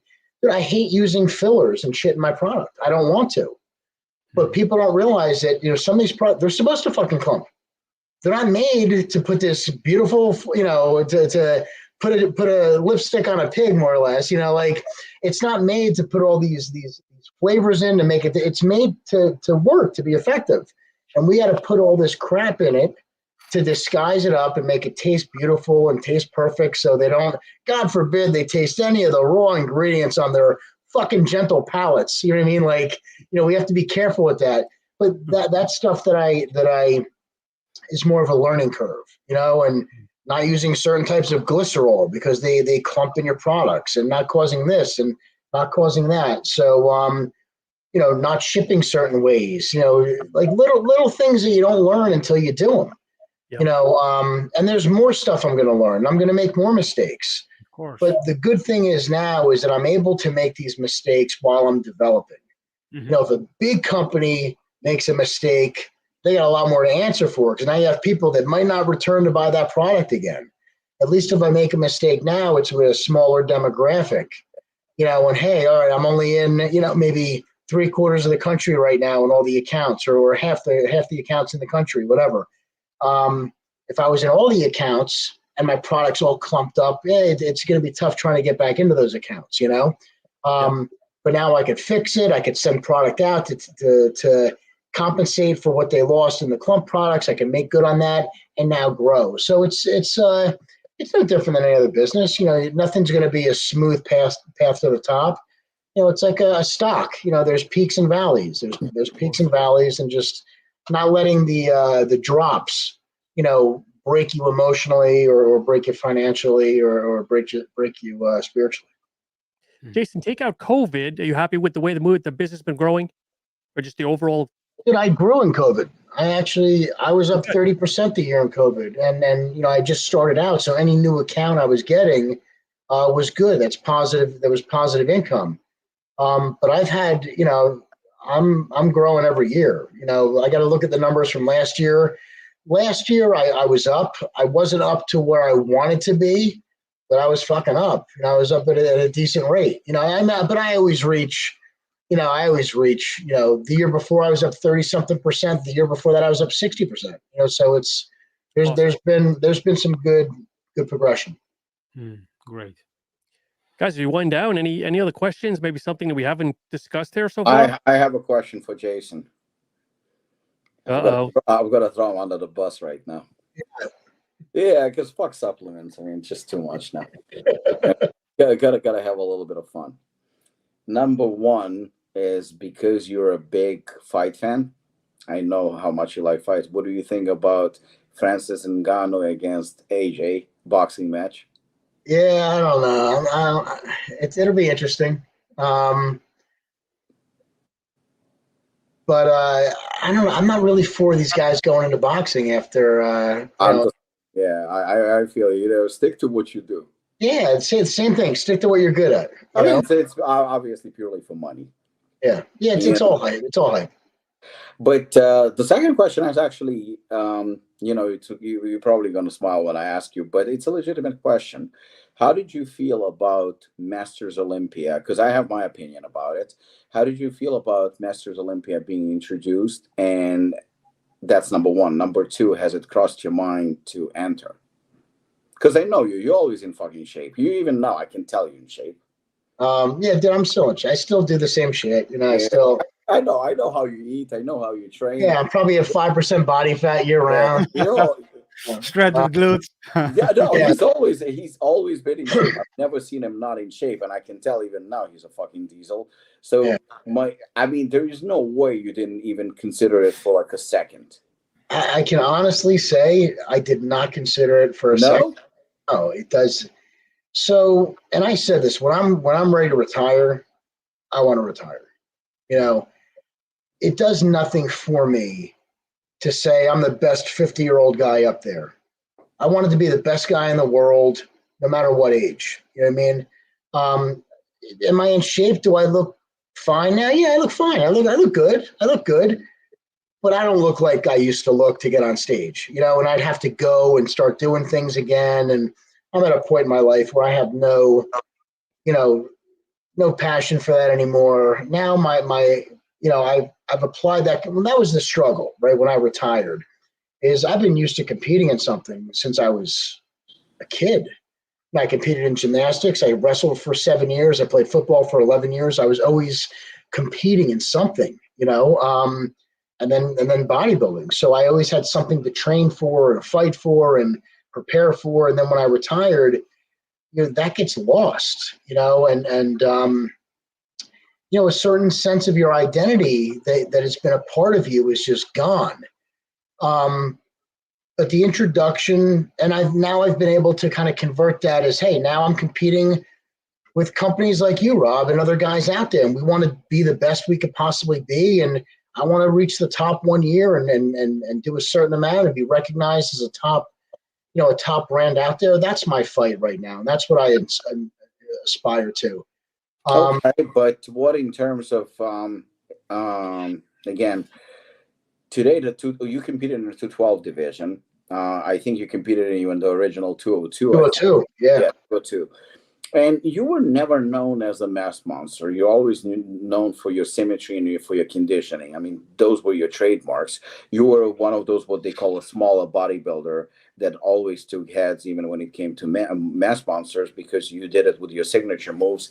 And I know how transparent, at least with me, and how conservative you were with the drug use and very outspoken. You never denied anything. So I knew what you were doing more or less.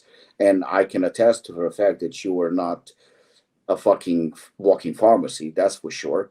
And you kind of stuck to it. You always played the conditioning game because you were good at it, and you didn't try, I don't think even 1 year from what I remember, where you tried to come like 20, 30 pounds heavier and be a mass monster.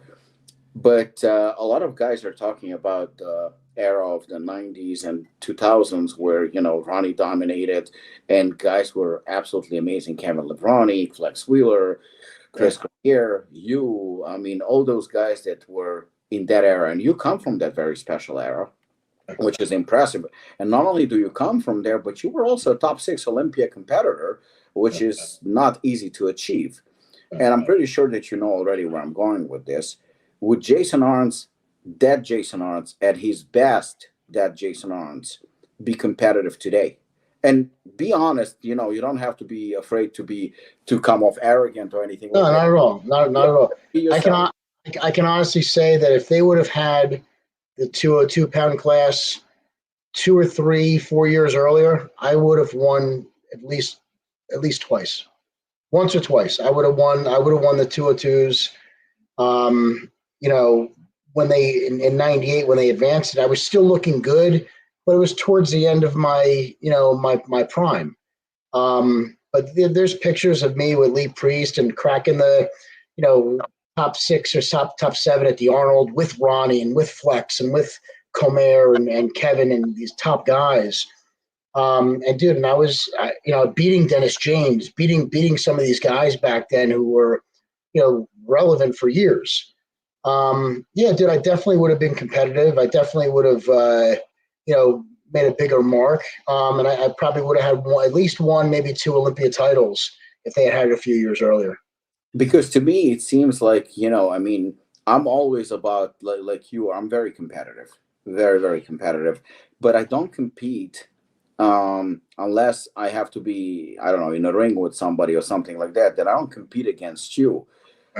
When it comes to a brand, I compete against myself. I set a certain level and I want to suppress that level, kind of like you do, from year to year to get better and better and better.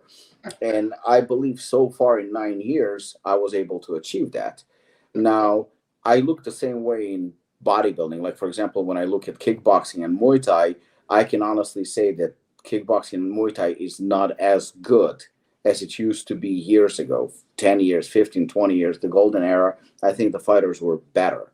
Maybe it's training, maybe it's talent. I don't know. It doesn't really matter. But I'm a firm believer that they were better. The UFC, the MMA, I think they got better now. I think they're better than they used to be 10, 15 years ago. But the Muay Thai kickboxing, no. Same goes for bodybuilding. Yeah. It is my strong belief, and again, this is just a matter of opinion, then, we saw, from Larry Scott to, say, Ronnie Coleman, constantly the level was increasing. And in my opinion, Ronnie was the best bodybuilder of all time at his best. The 1998 and 99 and 2003 Ronnie Coleman, to me, is still the best bodybuilder of all time. Again, right. That's my personal belief, and I'm not trying to disrespect Phil Heath or Jay Cutler or anyone else, or Huddy or any of those guys. But to me, that's the best bodybuilder of all time. So I don't see progress in bodybuilding. I'm sorry to say it again, not trying to offend anyone. I don't think they're getting better. So for your the same thing goes for 212 or 202, whatever the fuck you want to call it, division, where you see. You said that you competed. How much did you weigh? 200, 198? What I was sucking down to make the 202. So I was right at the 202. So if you take, not current, but recent Mr. Olympia, Sean Clarita, and again, nothing against Sean. I love Sean's physique. He's not even 200 pounds because he's so short. I actually preferred Sean Clarita's physique. Very smaller. Smaller. When he was competing in 160s or something like that, because he was streamlined. I mean, it's like a pre-workout, we always saying a well-rounded pre-workout will deliver energy, focus, and pump. So the same thing with bodybuilding, size, symmetry, conditioning. And I think all those, they have to come synergetically together. And I think Sean right now is not symmetrical. I think he used to be symmetrical, but he's not anymore. So to me personally, I think that even in today's day and age, and I'm not saying it as a friend, I'm saying it as a fan or former fan of bodybuilding, because I'm not much as a fan these days. Yeah. I think that honestly, Jason Arntz at his best back then would be very, very competitive, not necessarily with 202 division. I think with 212 division, you would probably lose on size, but you would not lose on symmetry and conditioning, and that's 2 out of 3. And considering that conditioning today is not what it used to be, I mean, some guys come conditioned, don't get me wrong, but it's not. Back then in the 90s and 2000s, you had everybody pretty much in shape. Majority were in shape, not today. So I think personally that you would be, I'm not going to say won the Olympia or whatever. I'm not going to say anything like that. Which is possible, I still think. But I think you would be top 3, top 6 competitor today. So I probably misinterpreted your question. I thought you meant back then if they would have had it sooner. So to answer your question better. No. I mean Jason Arntz of then competing now. today. Oh yeah, dude. So what I think is, I think I would offer bodybuilding a completely different look, something that it's lacking, that they just don't have anymore. You don't have like these guys that have good small waist, good shoulder to waist and hip ratios, kind of like that X frame with symmetry, and guys that flow, and guys that could pose well and have good stage presence and put it together and have a good. Because the posing sucks too. For most part, fucking horrible, dude. It's horrible, So yeah, I definitely think I would be relevant, to say the least, if not strongly competitive. Even in the what was your best year? What is in your opinion your best look? My best look, I'd say, was probably the 2001 Ironman or Arnold, but then 2007. So if we take that look and throw you into 2023 Mr. Olympia, how would you do? I would probably beat a lot of the top guys. Okay, I agree. Yeah. Just a different time now. It's just because it would look completely different than what I'm being compared to. I agree. I wholeheartedly agree with that. Blocky guys that just look muscle bound and overwhelmingly, like I said, like about Sean, like Sean was better, a little lighter. Now it's too much. It looks too cosmetic. It looks too sight enhanced. Nothing flows. Your muscle back then moved differently when you saw it on stage. It doesn't move anymore. You know what I mean? It's not fluent. That's lost. That's lost. Muscle. Well, as somebody who is a bodybuilder himself, a pro bodybuilder, do you anxiously waiting for the Mr. Olympia? You're watching it on a live stream. You're excited about it, or not really? No, and I like Derek Lunsford. I think he has a good package, but there's just things that are missing in these guys nowadays, that guys were just more complete back then. Like everybody had sweeping thighs. Now it's like they're square and they don't look right. And when you turn them to the rear, it looks different and their skin looks different. It's just a different look. And when they're hitting most musculars and the sinewy fiber is not there anymore. It's hard and it's dry and some of it's mature, but it lacks a lot of the detail. And it lacks a lot of athleticism. Like, remember when But if you think about it, the training, okay, I'm not going to go into training because everybody trains different and everybody has these fucking new training methods, which piss me off. But the drugs are the same. The drugs are definitely the same. And then you have, apart from the drugs, nothing changed in terms of gym equipment or anything like that. Basically the basic stays the same. So is it the food? Is it it's definitely not the drugs. The site enhancement, that was back then too. So something has definitely changed. What do you think attributed it to? I'm just gonna go say, yeah, I'm gonna say it, to downgrading from the best days of bodybuilding. I think the standards. It's the suffering. I'm gonna say the suffering. Because nobody in today's time has the death face. Dexter Jackson was the last person to have the death face. So I think it's a little bit of all of it. I think it's the suffering. Guys don't go that extra mile. I think it's the quality of physiques just aren't there right now. And I do think it's the drugs, but not in the sense of what you're saying, Rob. I think it's the drugs where they're overused now, where their organs are getting bigger, their stomachs are getting bigger, they're looking wider frame. They're not as the guys like back then. So you're thinking they're using just more? It's a lot more. I think it's a lot more. Yeah. But is it because of the quality though? Because people say that back in your time, Jason, there would the actual chemicals were more. The quality was better. I agree. The quality was probably better because they were all European. Everything came from Europe or made here or pharmaceutical grade, and now it's made in somebody's fucking bathtub, and put together, and who knows where it comes from or what's really in it. But I know the doses they're doing back. Like I hear guys taking, a cc of Tren every day and 600 milligrams of equipoise. Who the fuck was doing that in my time? I never heard of that shit. Like 50 mgs of EQ every other day. And I think Dorian even set the standard on that. Like, this was somebody who was a 260-pound Mr. Olympia. Now you have guys at regional shows taking that dosage. It's just, it's gone out of hand. And I don't think the work ethic is there. I don't think a lot of the guys are training as hard, or at least coming into the ranks. But, there's not that many quality physiques anymore. And I think that it's become too easy for guys to get recognition where they're seen on social media, and that's enough for them. They could compete or get the notoriety of an athlete without actually having to be an athlete. And, that is lost where guys used to, you got to go earn it. You got to go earn it. Nowadays, they don't have to go earn it. It's expected. It's entitled. It's an entitlement. I have one more question before I'm done with questions, but I've seen you train. I've seen you train many times, in fact. But I never asked you this question. How do you feel about the term overtraining?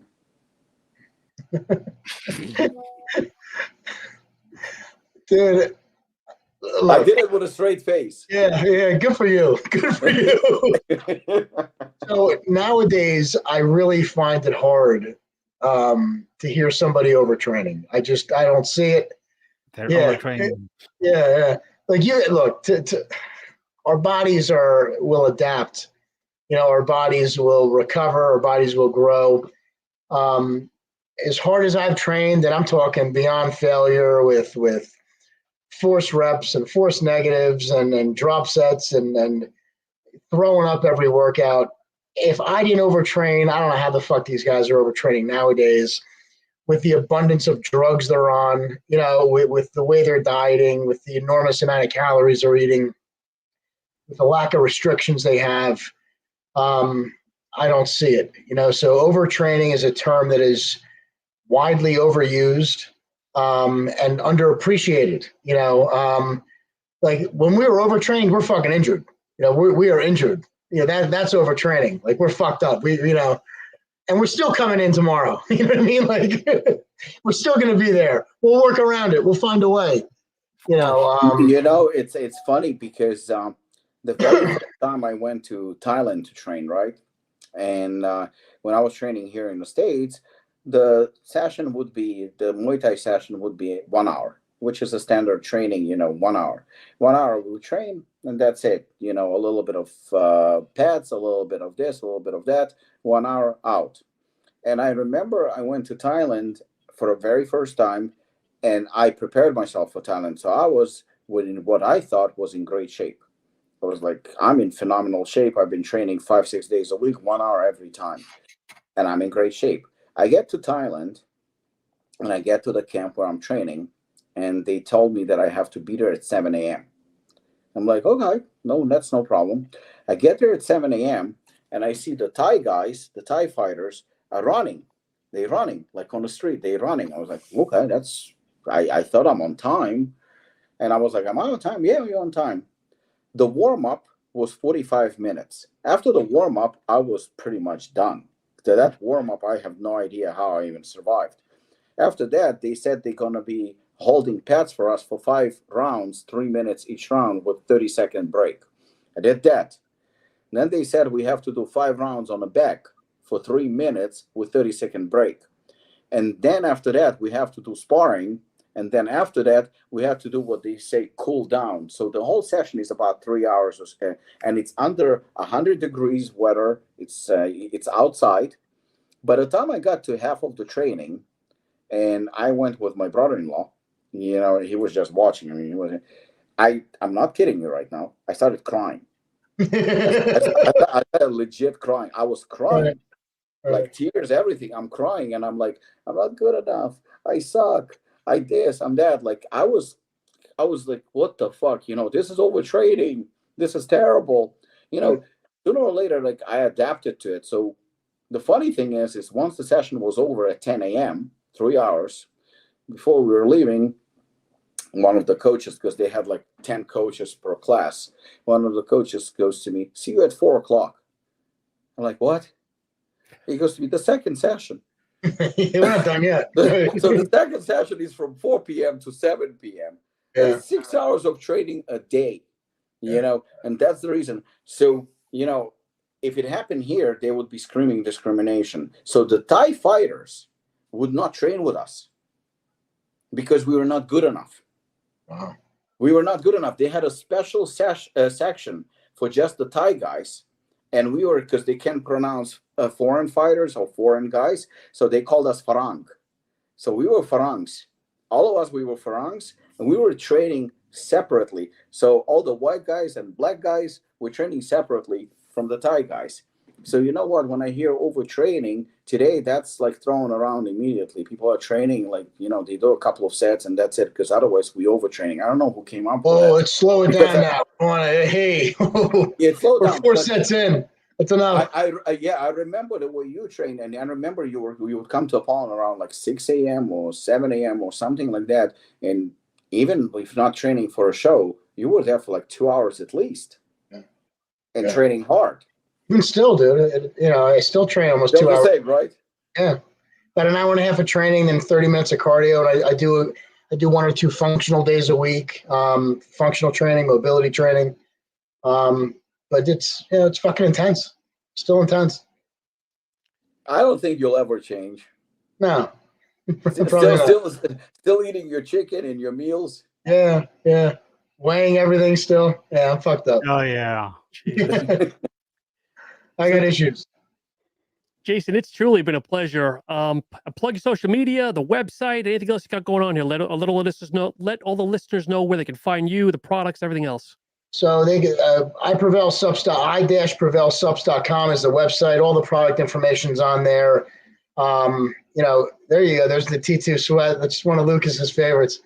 But yeah, everything you need to know is there. My Instagram is I_PrevailSupps. And I get back to my customers, dude. If you have any questions, you can DM me or email me on the website, and I answer all of them, and I get back in a timely manner. But yeah, if you're looking for a little change or looking to try some of the products, you check them out. And I have my own Instagram. It's my personal one, but it's just Jason ARS. Usually the topic of the day. I love to kind of watch a little 90-second, whatever people are asking you.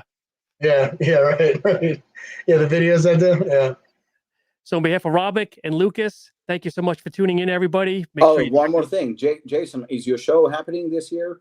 Oh, yeah. I'm actually negotiating with a couple schools right now. So it'll be July 27th. Okay, good. Yeah. Awesome. I'll keep you posted. 10-year, or how many years have you had that? Longer. Dude, this is like my 16th or 17th year. It's been a while. Wow. I didn't have it for 2 years because of COVID, and I had it originally in 97, 98, 99. But then I dropped it for a couple of years, picked it back up in 2009, 10, 11, 12, 13, 14, 15, all the way up until now, except I lost 2 years in COVID. It's been a while. Awesome. NPC Muscle Beach, July 27th at the Jersey Shore.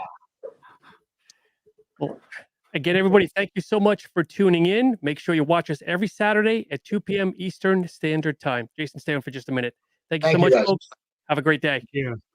Take care.